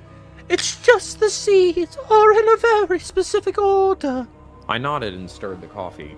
Through a large window I could see into the backyard. Empty flower beds. That moss-covered pile of rocks. Lena sat across from me with her own coffee. So what did you want to talk about, Becca? Right. I took a sip. I wonder if we could get the girls together for a play date. Are you free this Friday? Lena narrowed her eyes. You know, Becca, I was under the impression you didn't like me very much. A flutter of nerves twitched in my stomach. I hadn't realized I'd been that obvious about my distaste for the Wiley family. I like you. I stuttered. I'm just a little slow to warm up to people. Lena's expression softened. I suppose I understand. Whenever my girls make new friends, there's always a bit of competition. I said. They're so close in age, they always fight over who's the friend of who, and who's the friend's sister. But since you've got two girls as well, it would even the odds, Lena said. Her suspicious undertone dissolved. Friday is great. If you want, we can take all the girls down to the marina. Conrad's family has an old boat, and we've been dying to take it for a spin. Actually, I was thinking I could watch the girls at my house. Oh, I pulled a sip of glossy paper out of my purse. And you could have a free facial and mani-pedi at Pacifisun. They're handing them out at work. Consider it my welcome to the neighborhood gift. 5 days later, I stirred boxed macaroni and cheese while my daughter supposedly strung beaded necklaces with the Wiley twins in their room. A girl's voice rang out. Twist it, twist it! Oh, did you say it? Oh, yeah, good. You'd cut out for a second. Oh, twist it! A girl's voice rang out. Twist it, twist it! I turned down the stove and dashed up the stairs, awash with neurosis over what the girls could possibly be twisting. I found them gathered around the cabinet where I kept the fine china and stashed Christmas presents, Olivia trying to shove a key into the lock. What are you guys messing with? I asked. Olivia dropped her hand and stared guiltily. I recognized the key as one that had once opened a padlock around the slide gate. Oh, wait. Hold on. What blade fit the key in the lock? Said the twin in an orange t-shirt under her jumper. Well, lunch is ready, I said. While the girls ate their macaroni, I pulled my house and car keys off my thick keyring and double-checked the rest. When I'd confirmed the keys on it didn't open or start anything dangerous, I handed the whole lanyard to Hannah. You guys can just play with these. I told them. Just stay away from Daddy's old tool shed in the backyard. There's too many dangerous things in there. We will, Mom! Olivia and Hannah crooned in unison. The girls occupied trying to shove the key for my old bike lock into the media cabinet. I crept out the door and to the Wiley's house. There were no cars in the driveway. I assumed Conrad was at work and Lena was being pampered by Pacifica. They didn't lock their side gate, so I easily slipped into their backyard. I had invested in a gift certificate for a mani-pedi because I'd particularly wanted to welcome Lena Wiley to the neighborhood. What I wanted was access to that strange pile of rocks in the corner of their backyard. Access without having to explain myself. Without having to explain that I, a 30-something mother and professional, suspected a rock collection could reveal people's deepest, darkest secrets. I sat down in front of the rock pile. I picked up one of the smaller stones, turned it over and over in my hands. It was coal black and unnaturally smooth. The moss covering the pile of larger rocks was dark in color, glossy emerald with tiny star-shaped leaves. I found 3 progressively larger black stones and stacked them like a snowman, like I'd watched the twins do through the window, like Barbara Lewis had done. Then I took apart my stack, piece by piece. I laid the stones next to each other. This is ridiculous. I flipped the first stone over. A word was scrawled across the stone, cursive, in bright red paint. Don't. A fist squeezed my heart. I turned over the second rock, and the third. Don't like you. Panic seized me. I fell back onto my hands and crab walked, putting distance between myself and the rocks, and their magical red ink. I risked another. 3 shiny, flat, black stones. No red words. Had I imagined it? I crawled back to the rock pile. I snatched up another 3 stones, turned them over to make sure I wasn't missing anything, stacked them, then laid them out. I took a deep breath. I flipped the first. We will tell. Are we? From some... Oh, in the same bright red cursive. Spoiler. Shaking, nerves fried, I turned to the others. We will tell. From somewhere in the empty air, I heard childish giggles. The hiss of secrets whispered into eager ears. Slam! I twisted, whirled, flipped onto my knees. The loud noise had been the Wileys' side gate slamming shut. The Wiley twins, Hannah and Olivia, stood on the grass. The twins smiled angelically. My girls had their hands in their pockets, sheepish, as though they'd been caught doing something they weren't supposed to be doing. Come here, Rube. Hannah chirped. What are we doing? What are you doing here? I stood awkwardly. Watering the grass? I stammered. I told Agatha and Aurora's mom I was just looking for the sprinkler head. The twin in the pink shirt kicked the sprinkler head, plainly visible in the far corner of the lawn. It's here, She said condescendingly. Little brat, What are you guys doing? I asked. we're going to plant our seeds. Yeah. The twin in the orange shirt said. It got really sinister with that voice whenever... She revealed she was holding the seed box her mother had wrenched from my grasp days before. I crossed my arms, reestablishing myself as the adult. I don't think your mom wants you touching the seeds when she's not here. The pink twin grinned. Our mom said we're allowed. Do you want me to call her? She can thank you for watering the grass. The orange twin chimed in. So much for adult authority. Fine. I said. I perched myself in a lawn chair under the back porch. For the next hour, I watched, numb, as the girls tore open seed packets, dug little holes and buried the contents, then sprinkled the fertile plots with a watering can. I couldn't think. My brain glitched. Their new garden planted, Hannah suggested to the rest that they go across the street to play with Luna Morris. I followed the girls out of the backyard. I didn't want to be there anymore. I didn't want to think about the unnatural abomination that made red words appear on the black stones. Dude, I love this so much. This is so good. This is so good, dude. I'm like so locked in right now. Like, this is like the last 2 parts are pretty short too. I'm so like we're gonna fire through these in no time. But I just like, so the stones hate her ass. They think she's a dumb bitch. So Yeah, definitely. they're like absolutely not a fan of her. She is not allowed to touch them, and I think that the stones just are the like the embodiment of some evil. Like, there's no well, so that's like normally it would be like the creature at the bottom of the well, but I honestly don't. I've never seen something like this, which is so cool. On top of the fact that we started the story with something so cliched, right? Something so like innately like built into horror, with the twins being so scary, to stones with red letters, something I don't believe I've seen before.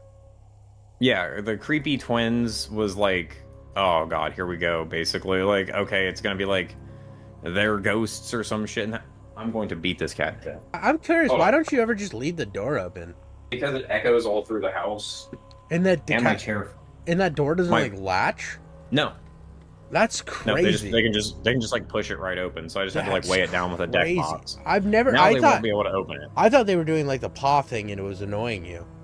Like, my cats, when the door's closed, will paw it, you know, and like make like annoying noises. I thought that's what was happening. It was just like driving up a wall, but it's just them owning your life because you don't have a doorknob that works. Basically, yeah. That's crazy. And I don't have a big chair that works anymore either. That literally fell apart as we were talking just now. And I'm lucky I didn't fall on the ground or something. Really? Your chair? But, I was wondering why you switched chairs. I was like, yep, bro, another chair on, like, on the ready? That's crazy. But seems they're all falling apart, so. Fair enough. All right. And we do have 3 parts left. No, we have 2. This is part 3 of 5. And then there's 4 of 5. What? Did I miss one? Yeah, if you go to the end of part 4, or part 4, it says part 4 of 5 right there. Oh, dude, I missed a part. The final. Part. I mean, okay. Part 4 are you still wanting to do all these tonight, or are you wanting to... Part 4 is so short, too. Okay. If you're down, I mean, they're all half the size of the other parts, so I think we get this done in no time. And I'm so locked in that I don't want to wait to get this done. I want to. I agree too. Dude, I'm so sold into this. I mean, we can just roll into it. All right, let's go. Part 3 of 5. Barb wet the bed again, her pee soaked through the chuck I'd laid, the sheets, and into the mattress. I led her painfully, slowly, as she shuffled across stained carpet to her bathroom, the stench of ammonia and flatulence burning my nostrils. I sat her in the shower chair, pulled her damp nightgown over her head, slid off her diaper. I smelled shit, then saw the damp brown skid mark. She'd pooped herself a little too. I turned on the water, put my arm under it to test the temperature. When I looked up, Barb was eyeing me with a cruel insolence, utterly inappropriate out of a person whose shit-covered ass I'd soon be wiping. I was right. I was right, wasn't I? She taunted. I gave her a chilly smile. She had been right. I jimmied the lock to Michael's tool shed, dug through every nook and cranny until I found his secret phone, paid an IT guy from work to hack into it, and discovered a treasure trove of naked pictures and lovey-dovey messages from so many women. This ain't the first time, is it, baboo? Barb's crackling voice sent fireworks of anger exploding in my head. Screw the water temperature. I turned it up full blast and aimed the harsh steam right at her face. I gritted my teeth as I remembered Rachel, Michael's pharmacy school classmate back in Glendale. He'd traveled to Virginia to meet her parents and told them he'd intended to marry her at their hometown church. And Gloria, a UCLA medical resident. That weekend, I thought he'd taken a trip to Vegas with the boys. He was actually lounging on Venice Beach with Gloria. Jesus. Super unfortunate. Yeah. Our move to Chemainus, his hometown, asshole town, was supposed to be a fresh start for us. A solid ground on which to build our perfect suburban dream life. He said he wanted to start over, and I'd believed him. Dumb bitch. Such a dumb bitch. But you love him, right? Barb croaked, coughing and sputtering. Bullshit. You love that he chose you. You love how special you get to feel knowing you're the one he's going home to. Dumb bitch. Dumb bitch. Dumb bitch. That's what I repeated to myself, sobbing on the floor of that godforsaken tool shed. What use did Michael even have for a tool shed? He'd never used a hammer in his life. I was the one who took care of home improvement projects. I was the one who took care of everything. A scream jolted me out of memory land. Hannah's scream. I dropped my vape pen and ran. I barely registered Lena and Conrad Wiley running in the same direction, or Stephanie and Dan Morris pacing in their lawn, or the distant wail of sirens. The Morris' house, which Stephanie designed and Dan built, had an artsy modernist style, asymmetrical, with 3 flat roofs of varying height, the middle roof accessible through a large window. That window was wide open and 3 girls leaned out of it. Luna Morris sobbing, the Wiley twins smiling oddly. At the far edge of the middle... Wait, what? Oh my god. At the far edge of the middle roof, dangerously close to a steep drop on the hard concrete drive, Olivia cowered. And at the center, half of Hannah desperately flailed while her unseen legs kicked below. The roof had collapsed under my Hannah. She'd fallen through and gotten stuck. Okay, I thought when she it fell said off concrete the roof and like hit the ground. I thought she hit the ground, bro, and I was about to get real sad, bro. Oh, dude, that was gonna be so brutal. Oh my god, dude, that's like the biggest fear, dude, is like just something happening and you not being able to do anything about it. Okay. Oh, dude. Whew. Are you two ready to have a very serious conversation about what you must never do again? ever again. I asked Olivia and Hannah. Hannah curled up on the couch, wrapped in a blanket, cuddling her favorite stuffed elephant, left arm in a brace. We'd been lucky, the DR doctor said. It was only a sprain. The Chemainus Fire Department had responded impressively quickly to Dan Morris's call. They propped the ladder against the Morris's roof. One young firefighter, the shortest and lightest of the assembled crew, climbed up. He threw it. Here we go. Here's the love interest. He threw a handle-barreled contraption to Hannah and instructed her to hold on as his comrades pulled her in. Once she'd been carried down and returned safely to my arms, the platoon of firemen repeated the routine to retrieve Olivia. What on God's green earth possessed the two of you to climb out of Luna's roof? I demanded. Hannah's dazed, drooping eyes popped open. She opened her mouth to say something, gaped, and closed it. Olivia, who'd wrapped herself into a trembling ball on the other end of the couch, met her sister's eyes. A silent message passed between them. We were playing hide and seek, Olivia said. Us versus Aggie and Rory and Luna. And it was impossible. Luna knows all the best hiding spots because she lives there, so we thought they'd never find us on the roof. I cut her off with a giggle. Laughter bubbled out of me like a beer fart, uncontrollable and uncontainable. Not mine. Olivia stared wide-eyed, as though I'd grown a second head. Like my mechanical tittering scared her. Like she'd have preferred yelling and scolding and grounding. Sweetie, pull that thing off your head. I croaked at Hannah. You need to hear this. Hannah's forehead and eyes emerged from her blanket hideout. Do you girls want to know what happened if you were a little less lucky? I asked, trying to control the ragged breathiness of my voice. Olivia, do you know what would have happened if you had taken the wrong step and fell off the roof? Hannah, if the roof collapsed and took you with it? Hannah burrowed into her blanket. Olivia realized she was being asked a question and shook her head. You would have gone splat and died. I clarified. You're both grounded for 2 weeks. I didn't get the tears and pleas I was expecting. I sat up in the kitchen and vaped. When the nicotine failed to calm my still oscillating nerves, I opened a bottle of rosé. There we go. I poured a glass, then another glass, then another. Then I heard footsteps. Olivia appeared in the doorway, on the roof. Hey, baby, what's going on? Olivia pouted. My tummy hurts. Olivia and I had done this many times before. When the girls at school were mean, or another holiday passed without a call from her father, or she'd stumbled upon an article about dying kids in Sudan or Palestine or Ukraine and it really messed her up, Olivia came down with a tummy ache. Once I had Olivia curled up on the couch, a glass of ginger ale in hand. Wrapped in the blanket Hannah left behind, I sat beside her and waited. As soon as she'd downed the last sip of ginger ale, she revealed the psychological source of her pain. Mommy, I lied to you. I felt a throb of parental frustration. What did you lie about, baby? About why Hannah and me were on the roof at Luna's house? The frustrated throb became a rush of residual anxiety.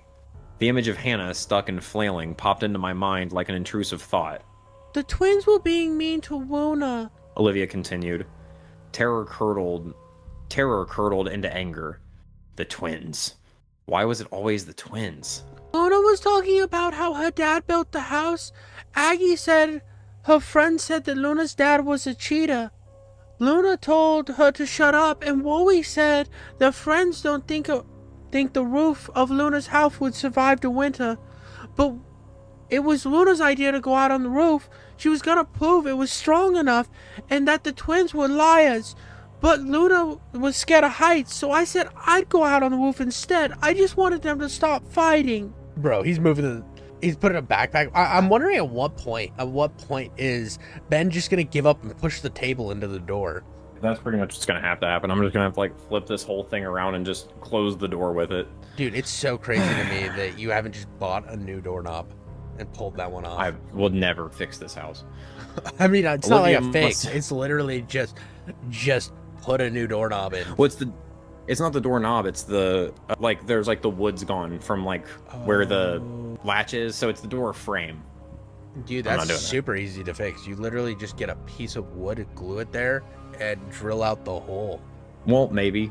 Like, it is so easy. You probably don't even have all that stuff. Yeah, you're big. I do have a drill. You probably don't have the drill bit that you would need. That's like the big circle, like fucking the wood hole drills, the hole saw. All or whatever. Yeah, whatever they're called. The ones that look like fucking paddles, like kayak paddles. You probably don't even have those. No. Because you're like, I buy things that I could use to build stuff or my cards. And you're going cards every single time. And I respect you for that. I do. But at the same time, I was like, he could just fix that with some. And then I was like, those are stupid shit that I have that I use randomly. Yeah, that come is fix not my a door, Ben Jeff. thing. Well, if you didn't You want me to live, stop getting up? Come fix my door. yeah, dude. If you didn't live like a gajillion miles away, I would be there, and I would have fixed. The moment I saw it was broken, I would be like, dude, we're fixing this today. Like, this is going to get done. Like, I would have. It's a 2-day drive. Like, 2 days. I'm not gonna drive 2 days to fix your door and then drive back home. That would be such an expensive door fix.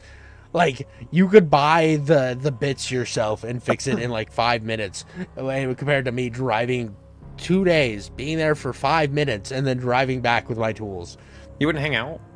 Dude, by the time I wouldn't be able to drive and enjoy the trip. I would be straight, no sleep.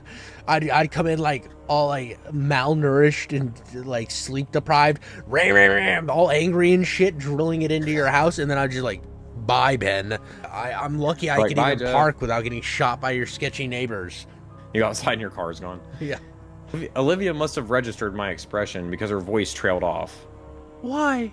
I asked in what I doubted was a reasonable tone. Are you telling me this now?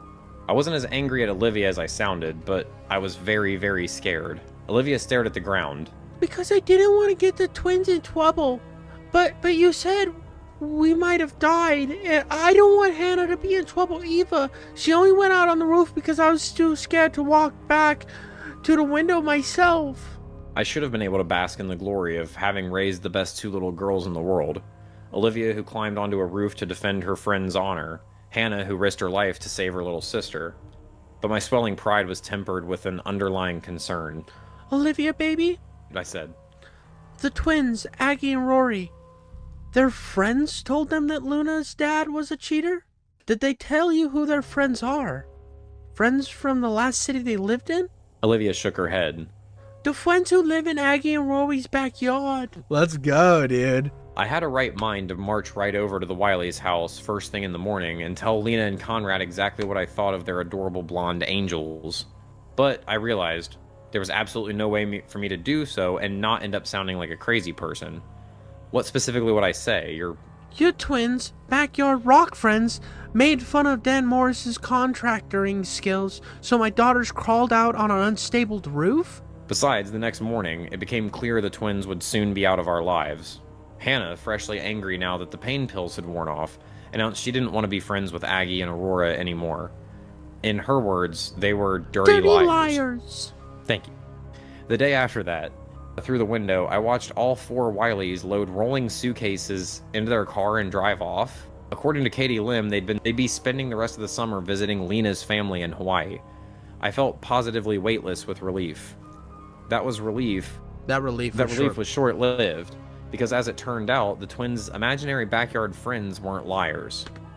The day after the Wileys left on their vacation, a swarm of official-looking people descended on the Morris house. A week after that, Dan Morris was led away in handcuffs. I learned he'd fudged a few inspectors' reports, and the Morris house wasn't anywhere near up to safety standards.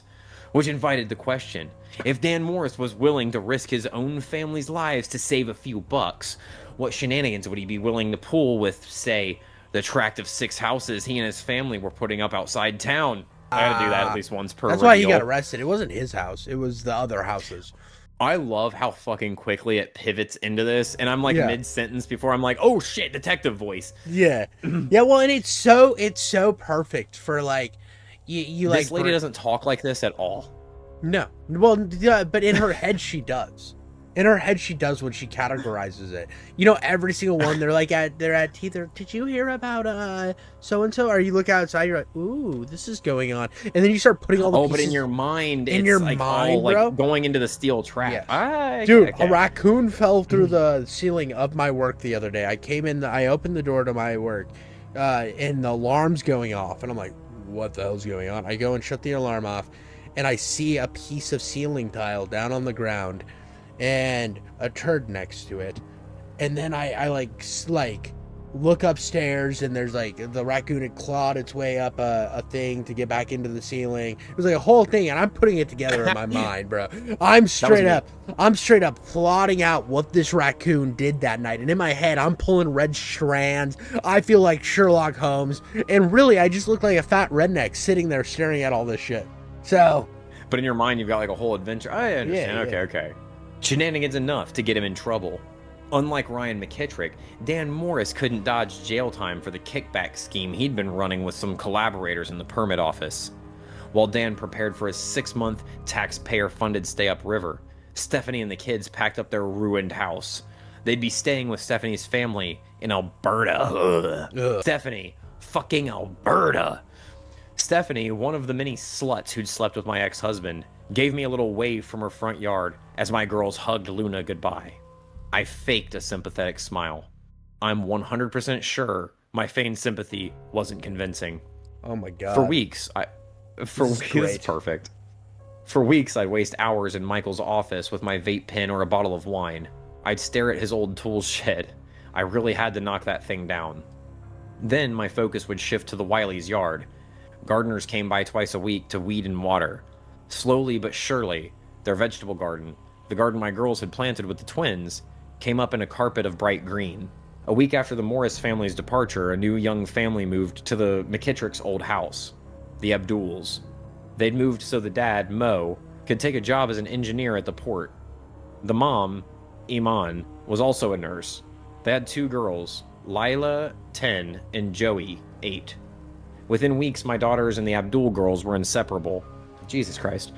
And Imam Abdul had become the mom friend I was missing in my life ever since Stephanie Morris, that bitch, revealed herself to be a home-wrecking whore.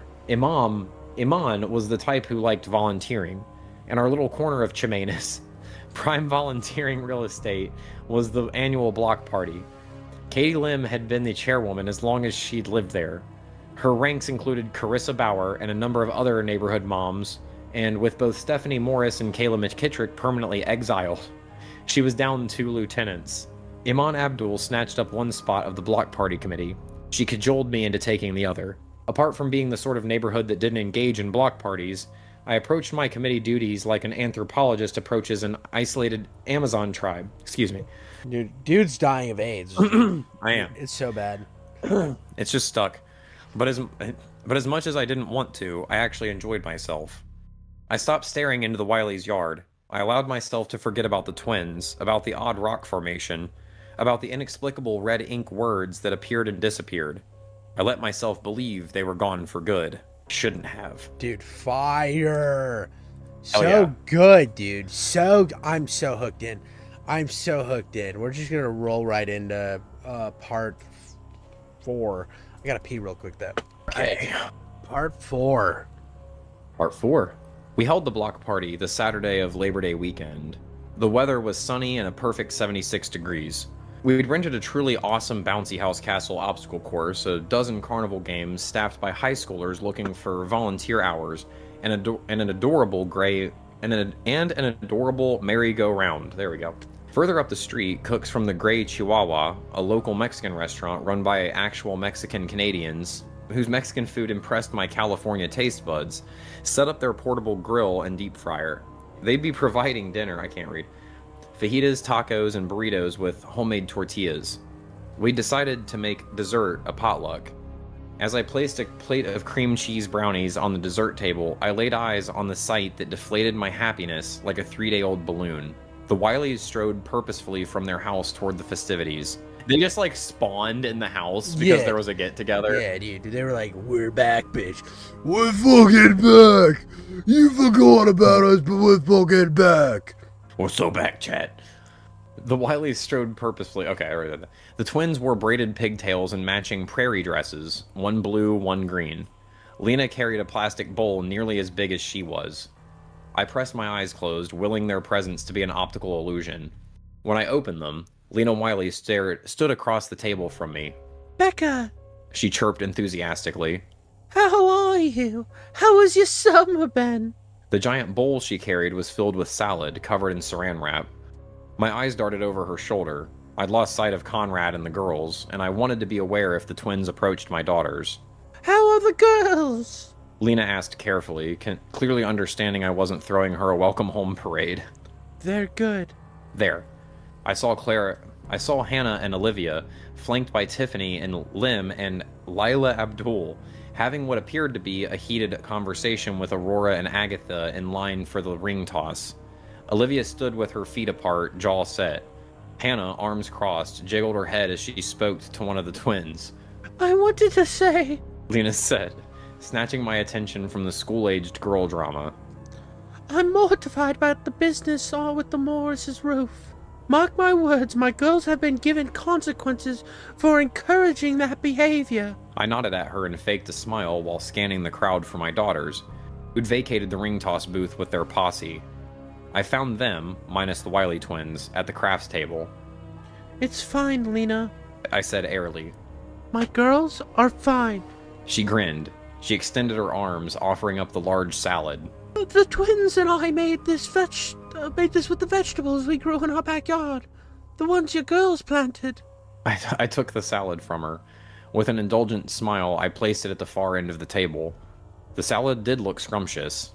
It was comprised of crisp green lettuce, juicy tomatoes, and sliced cucumbers, dusted with flecks of black pepper. I'm sure the moms will appreciate this, I told her. We'd rented luxury port-a-potties for the event, which I hadn't even realized were a thing. Portable bathrooms with 3 actual stalls and working sinks, and a combination of potpourri and ventilation that magically neutralizes the smell of stored human waste. Oh, a low-man character would be like popping down in there. Yeah, exactly. He'd be so upset that it doesn't smell like shit and rats. It doesn't smell bad. Yeah. He's like, where is the smell of human death and AIDS? I need this. I want a rat to be like jerking off in the corner of my porta potty while I take a dump. If there's no rats jerking off, I cannot enjoy Look at their this little porta rat potty. beans. Yeah. Well, the first of the bands we'd booked took the stage outside. The first of the bands. What the fuck? These guys are so rich. I realized these are so rich. Fuck these people. I relieved myself in the luxury porta potty. As I washed my hands, the door of the 2 far stalls, the one on either side of mine, opened in unison.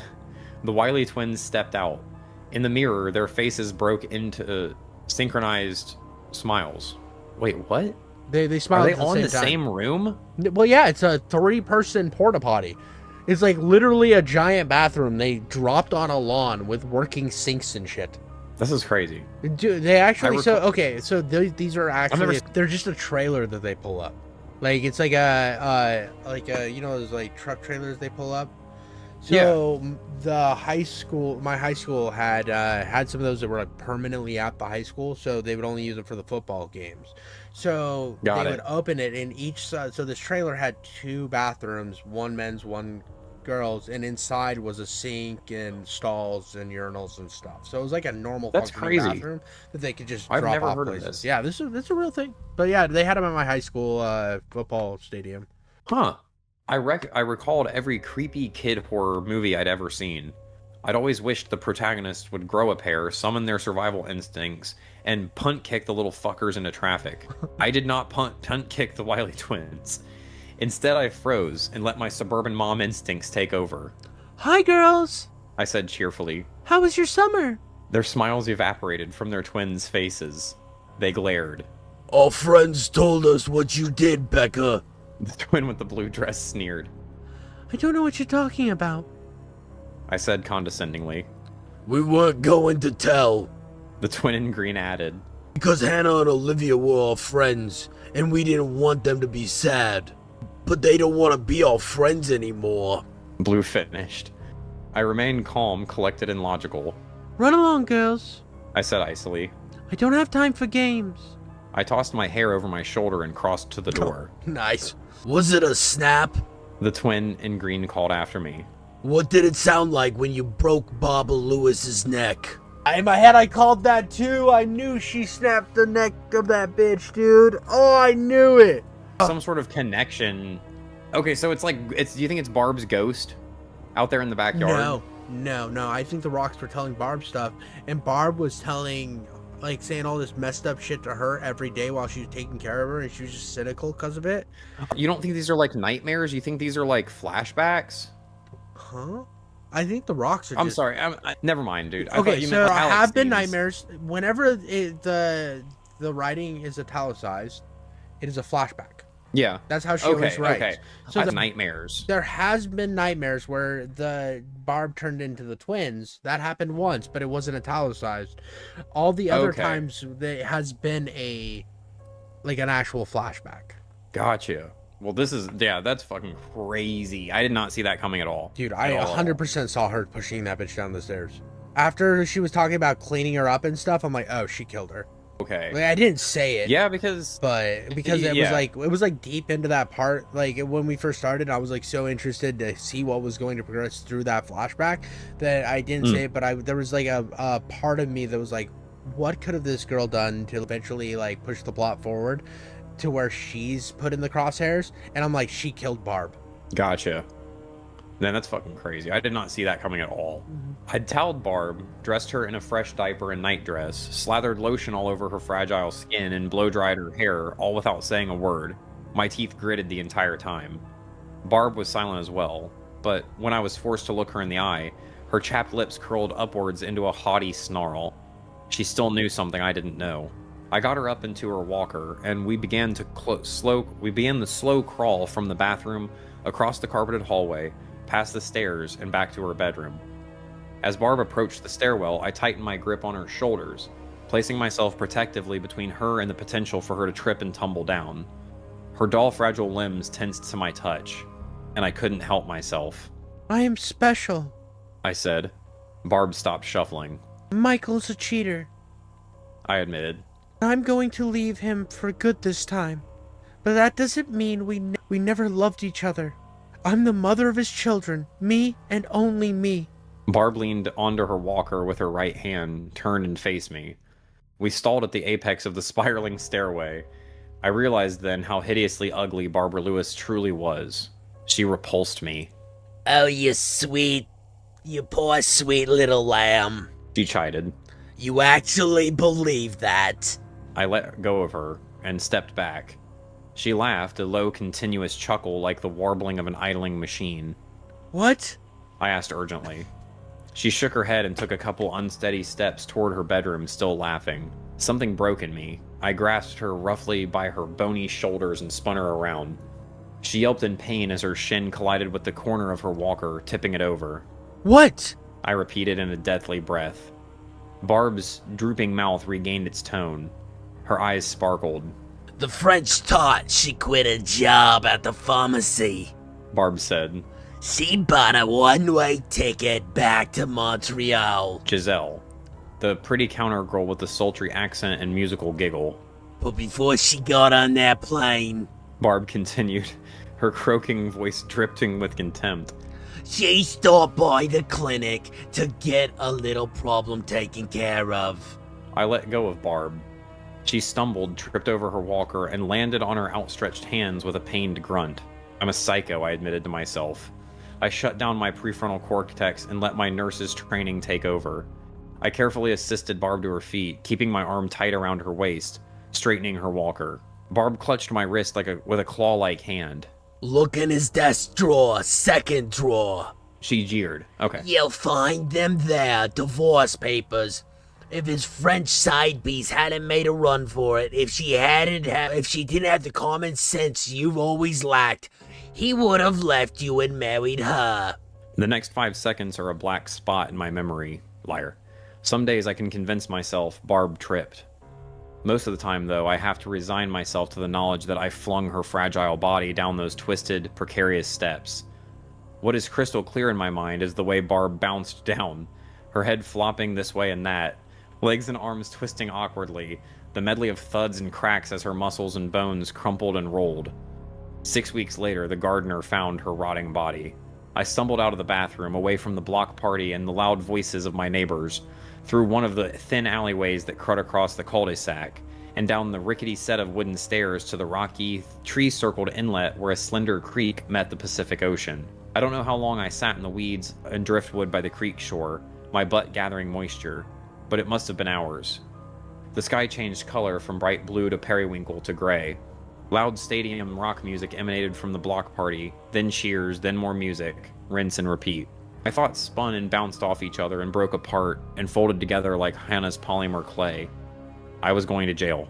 The Wiley twins would expose me as Barbara Lewis's murderer, ensuring me a long, uncomfortable vacation courtesy of the Canadian government.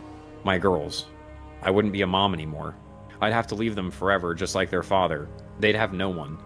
Maybe the feds would ship them back to America to live in Bakersfield with my mother and my diabetic, functioning alcoholic stepfather number 4. Or worse, Michael's snooty parents and terminally online sister would get custody, and I'd never see them again.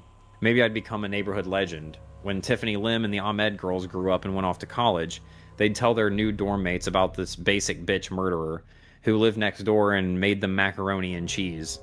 I'd have my own podcast. Hey. They'd interview the Chemainus cops about holy shit.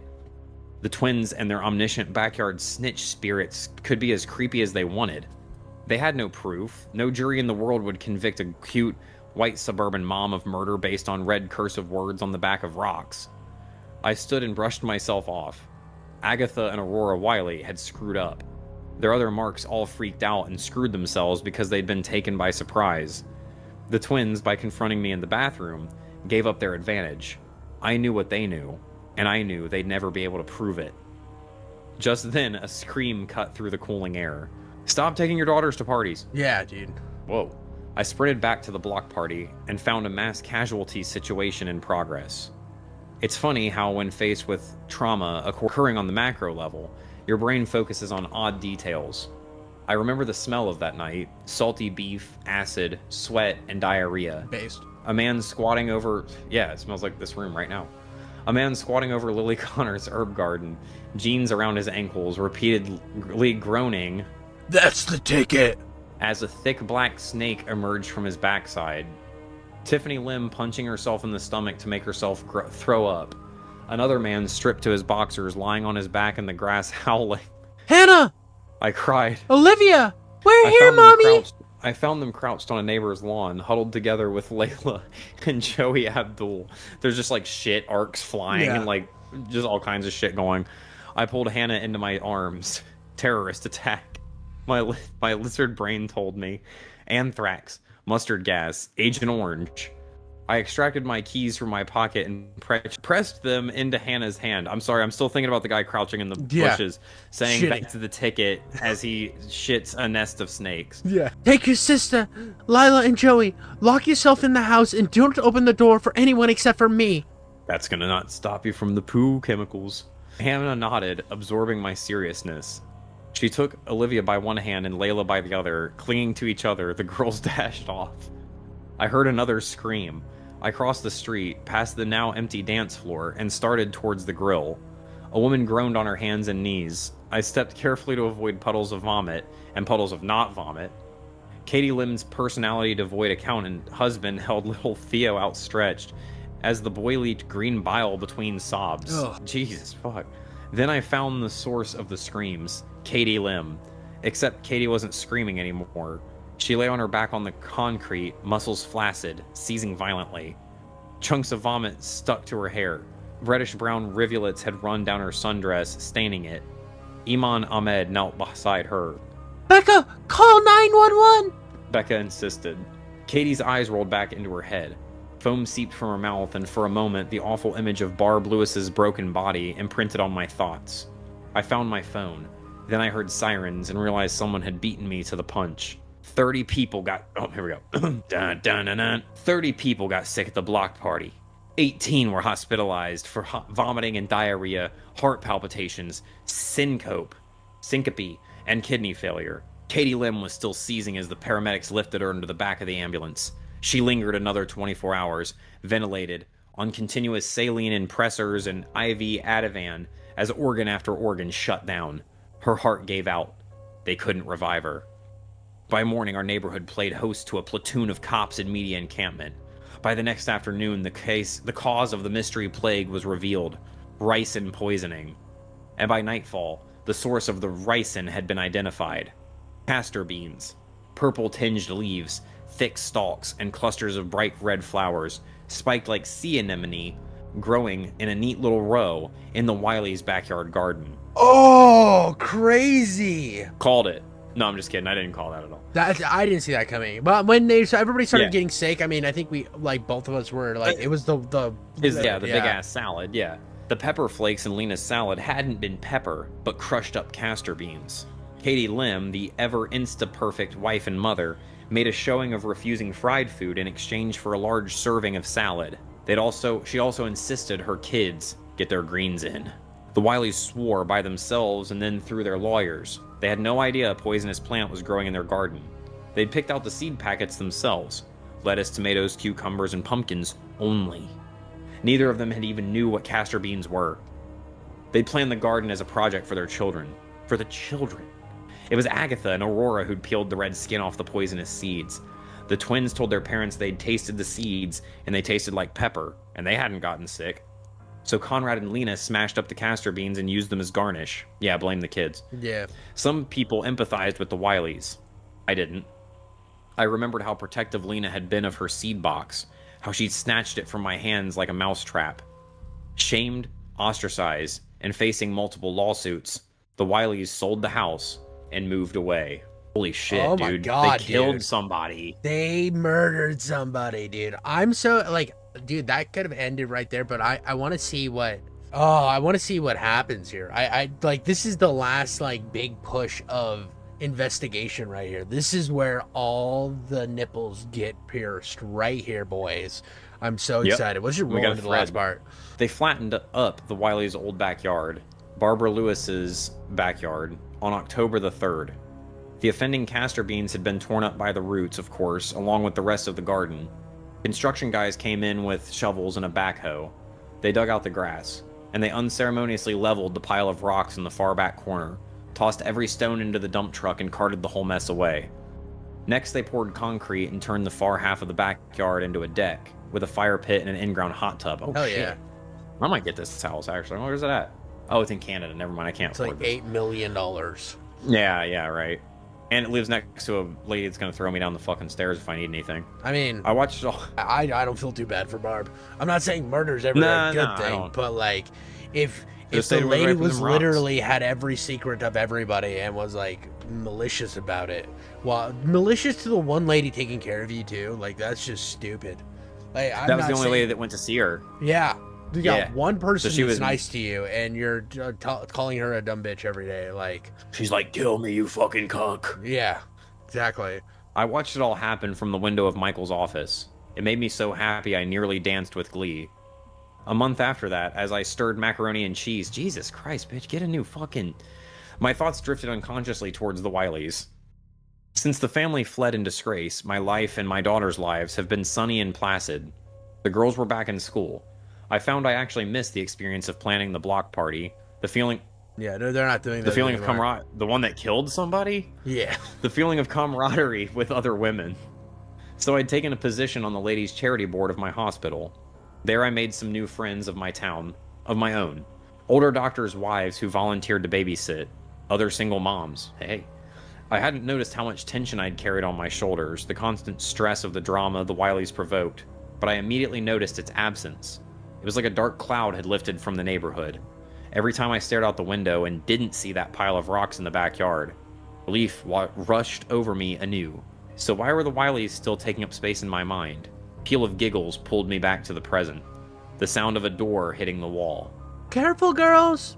I called out. Sorry, Mom. Hannah cried.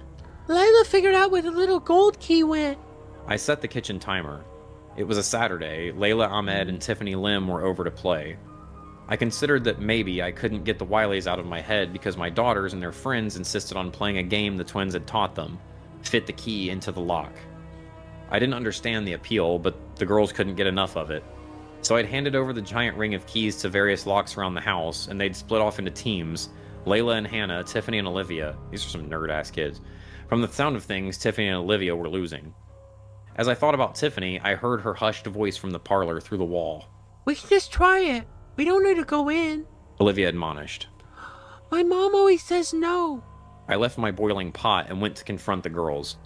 I found them huddled together on the sitting room couch. At the sight of me, Tiffany shoved her hand into her pocket. What do you got there, girls? I asked airily, but with an edge that communicated I saw that. Nothing. Tiffany, reading Oh, Olivia said. Tiffany, reading my stare, pulled her hand out of her pocket and revealed a shiny little object in her palm. I moved closer. It was a silver dull key with an oval head. I said. Is that one of the ones I gave you? Tiffany shook her head. Agatha Wiley gave it to me. She said she found it, but I've been trying all the doors over the neighborhood and it doesn't fit anywhere. I think I nodded. I must have given some indication the girls could do what they wished with the mystery key because Olivia grabbed Tiffany's wrist and the two of them sauntered off to continue the game. No way, that would be impossible. My timer went off. I ignored the repetitive cloying whistle. Guided by an instinct not under the control of my prefrontal cortex, I started walking towards the stairs. No, I thought, there are a million keys that look like that. I'm being paranoid. The previous Sunday, I'd worked a late shift. One of my new neighborhood friends watched the kids until I got home at midnight. Both girls sound asleep. I put on a pot of water to make chamomile tea. I was mixing in oat milk when I heard Olivia's little voice behind me. Mommy, I have a tummy ache. Here we go. We curled up together on the couch, me with my tea, Olivia with a cup of ginger ale. For a minute, I worried this might be less a conversion disorder and more an actual abdominal ailment. Olivia rolled into the fetal position and hugged a pillow, her ginger ale untouched on the coffee table. It took me longer than it should have to notice the tears running down her rosy cheeks. Baby, what's wrong? I reached for her. She pulled away. Mommy? She sobbed. I think I planted the poison seeds. I felt my arms collapse to my sides. It doesn't even matter. They handed her those seeds. Yeah. Like, the Wileys handed her those seeds. It doesn't... That's not... She's just gonna have survivor's guilt, that's all. I felt my arms collapse to my sides. It was as though all the air had been sucked out of my lungs by a carnivorous vacuum. Olivia kept talking. We were playing fit the key in the lock with Aggie and Rory, and Aggie tried the key in the closet door at Daddy's office and it worked. And I don't know why, but Aggie really wanted to snoop through Daddy's old stuff, and we found this little box inside of a bigger box in his old shoes. Inside the box, there were 3 packets of seeds, and the pictures on the packet were a pretty plant with red berries.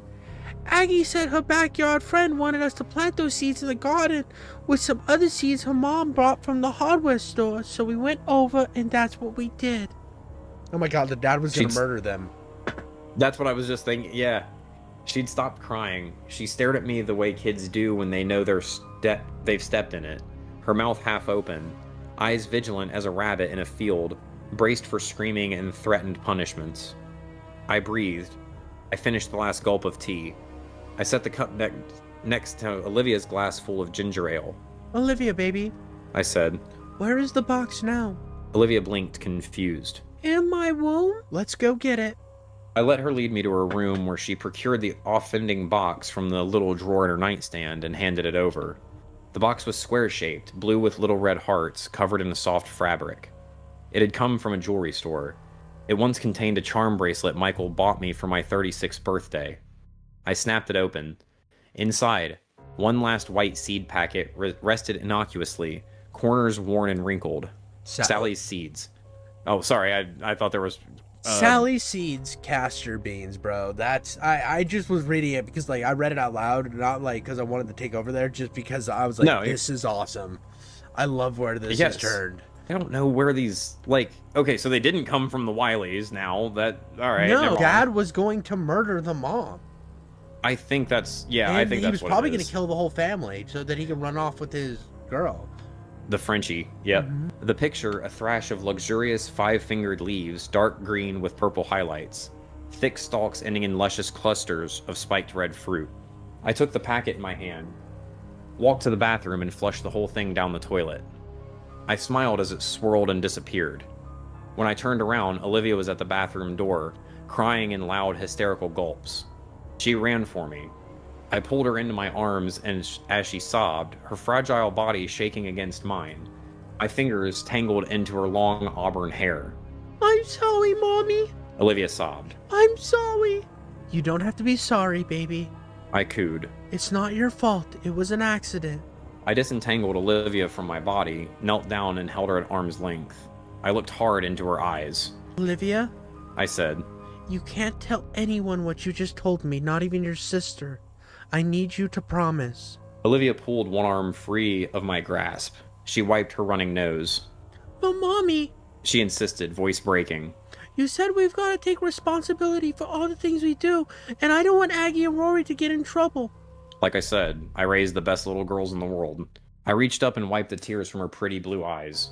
Baby, Aggie and Rory aren't in trouble. They're having fun in Toronto with their grandma. Olivia considered this.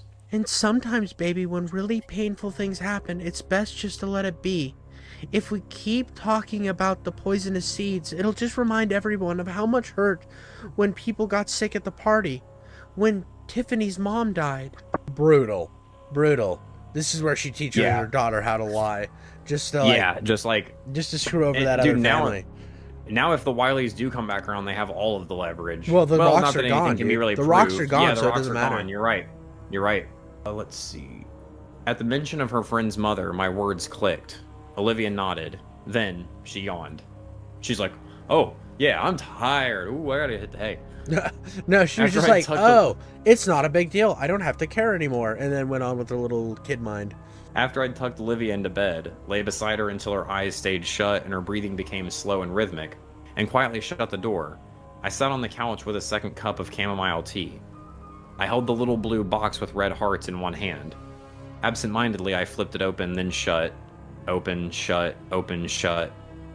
For over a year, I'd been looking everywhere for that box. I'd scoured every inch of the house, the yard, and my car for that box, and then, when it failed to reappear, I decided I accidentally threw it away. But no, I hadn't thrown it away. I'd dropped it in Michael's closet. I'd buried it in a box of old shoes. I'd spent hours upon hours next to that closet, vaping or watching the neighbor's yard. And never once did I even consider my quarry was within grabbing distance. Now that the box has been returned, I thought back to how it got there in the first place. It wouldn't have happened if Michael lied to me. That evening, as the blood from Barb Lewis's head wound congealed around her still fresh corpse, I sent my daughters to Ava McKittrick's house for a sleepover. I confronted Michael as he sat on his nearly middle-aged ass watching cartoons. I screamed each name of his slut harem, one by one. I threw his secret phone at his chest. I scattered the divorce papers, which I'd found in his desk drawer, exactly where Barb Lewis said they would be, at his feet. I announced that I knew about Giselle the skank and her little sex souvenir. The entire time, Michael didn't say a word. He calmly turned off the TV. He took my abuse without so much as a whimper. I wanted him to lie to me. I mean, what I really desired was for him to cry and blubber and beg like he'd done the first time I caught him, while I was pregnant with Hannah. In the absence of that, though, I'd have taken a lie. But he didn't so much as deny his affairs. He waited until I wore myself out. Then, as I stood in front of him, eyes swollen, spit in my hair, snot running down my face, he told me I was correct. He'd been sleeping around. He would have filed for divorce and rode off into the sunset with Giselle, and their crotch dropping? What the fuck? The baby. Oh, crotch dropping. Duh. Yeah. But, no need for worry. Giselle scheduled an abortion, dumped him, and fucked off to Quebec. Oh, she was French. Yeah, that's right. Yep. Said he didn't want to get divorced anymore. He wanted to recommit to us, to our family. What a douchebag. And then I realized what he actually desired. He wanted me to scream and cry and throw things, for me to punish him. Then he wanted me to wake up in the morning, retrieve the girls from Ava's, and go make Eggo waffles with a smile on my face. I was supposed to forgive and forget, like I'd done every other time. Castor beans had been a calculated choice. Hospitals don't usually test for ricin poisoning, and the symptoms mimic a number of other abdominal and autoimmune conditions. I bought 20 packets of the seeds, holy shit, from the farm store over the border. I mixed 12 into his dinner. Dude's been dead the whole fucking time? That's crazy. She murdered him. I hadn't expected the beans to work as fast as they did. Within hours, Michael was doubled over in the bathroom, blasting like a fire hydrant from both ends. Around midnight, I found him seizing in our bed. And by morning, our girl's asleep in the next room. He lay stiff and pulseless and cold. I freaked out. It all happened too quickly, and I was terrified Michael's sudden death, the sudden death of a 39-year-old medical professional with no known conditions, that's not a calculated decision then, would warrant a more thorough post-mortem than if he'd passed after getting progressively sicker over a number of days. I didn't want my daughters to see his body. I didn't want police officers crawling all over my house, seeing right through my performative shock and grief. So I panicked. I threw the remaining packets of seeds in the first box I found, the fuzzy jewelry with the hearts, and hid it in Michael's poorly organized closet, where I promptly forgot about it. I dragged Michael's lifeless body into the backyard. I decided on a temporary solution, a place I could store the corpse until I got the chance to wrap it in tarps, drive to the marina, and give my unfaithful spouse a burial at sea. I hid the body. I locked it away and stashed the key somewhere only I could find it. And I told everyone Michael had run off to Quebec, chasing after his mistress. Wee, wee, wee, my kitchen timer kept wailing. It's going like, wee, every time. The girl's lunch was getting soggy. I made my way up the stairs, into my room, into my closet. It couldn't be. How could they have known? I pushed aside clothes I hadn't worn for years, winter blankets, and boxes of camping gear, revealing an old-fashioned freestanding jewelry cabinet. It had been Michael's mother's. I never wore the jewelry I kept there. Secret Santa gifts from coworkers, tasteless junk Michael bought me for birthdays and Mother's Day, ugly pendants and microscopic gemstones in his mistress's style, not mine. I swung the wooden doors open, revealing hooks, heavy with beaded necklaces and 5 dainty drawers. I thought, my girls don't even know this jewelry cabinet exists. I opened the 3rd drawer. I found a tiny red box in the far corner. It had once contained a gaudy enamel ring Michael bought me for a Christmas. Idiot. I don't even wear rings. I opened the little red box and shoved my fingers into the lining. They came away empty. The silver key I'd hidden there. The key I'd used to lock Michael's body in the one place no one should have been able to find it was gone. Except it wasn't gone, because I'd just seen it in Tiffany Lim's hands. I shouldn't even need to ask how. From the backyard, I heard the low-pitched squeak of a heavy door opening on rusting hinges. The girls outside, fitting Tiffany's key into the door of Michael's tool shed. Oh, that's why she was always staring at it. Yeah. Frantically, I dug around, tossing boxes and bracelets onto the floor. I tugged out the entire drawer, upturned and shook it, sending bits of fabric and dust bunnies raining down. She can hear the door opening and she's like in denial. The key wasn't there. I turned the dislodged drawer back over in my hands. There were words scrawled across the bottom in bright red cursive. Did you think this was over, Becca? Then I heard Olivia's scream. Oh my god, so good, dude. Dude, I love that this story was about, like, the mom trying to protect the girls from all these different things, and while she had, like, the deepest secrets of all. Yeah, dude, so good. Oh, that's so good, dude. Absolutely one of my favorites. I love, And I like that the twins were just, like, foreplaying the rest of the neighborhood. They're like, your guy cheated on some taxes. And they're like, oh my god, this is neat. And they're like, that roof is shoddy. A shoddy roof. Yeah. And it's like, ooh. It's like cheating. And then we're like really fucking getting into it then. And they're like, double murder. Double murder. Exactly. Double murder. End with a double murder. Yeah, dude, I like this a lot though. I 100% think that, like, I love how she always has like a twist too. She's very M. Night Shyamalan with it. It's always a twist. Always a twist coming down the thing. And it usually leaves it out with really nice breadcrumbs throughout to kind of see what's going on. And you can kind of, like, guess what's going to happen. And that's, like, the best, like, when the twist makes sense. It's not just random, haphazard nonsense. I mean, that works sometimes, like SpongeBob showing up in that one story. Yeah. But I don't know. I really mess with this. This is one of my. I think this is my favorite of hers because she really, like, leaned into her strengths. It was mine too.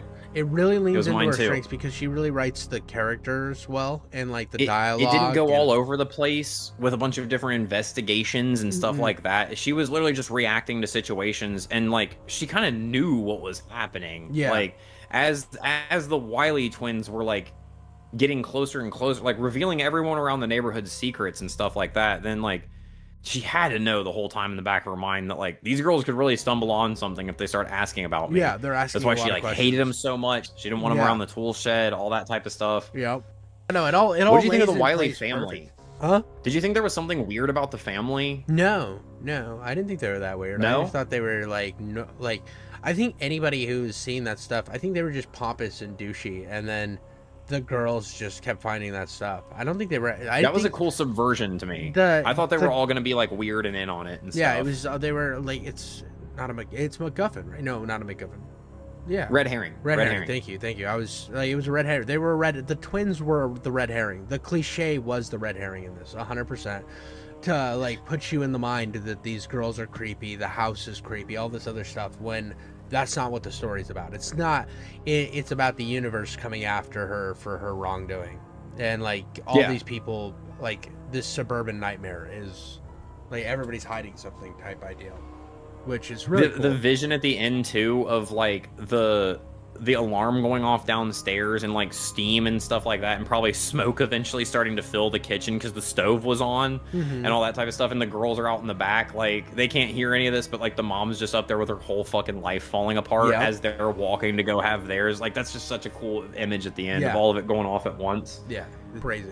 And then it cuts away, and the Wiley twins are just playing patty cake again, and they're like, we gotta find more cool we gotta find some more cool super normal shit. Dude, the next place they go to. Like they play patty cake, and then they look over at like a pond, and they walk over and pick up a rock, and on the bottom of the rock, it has a word. Like just that's how you end the movie.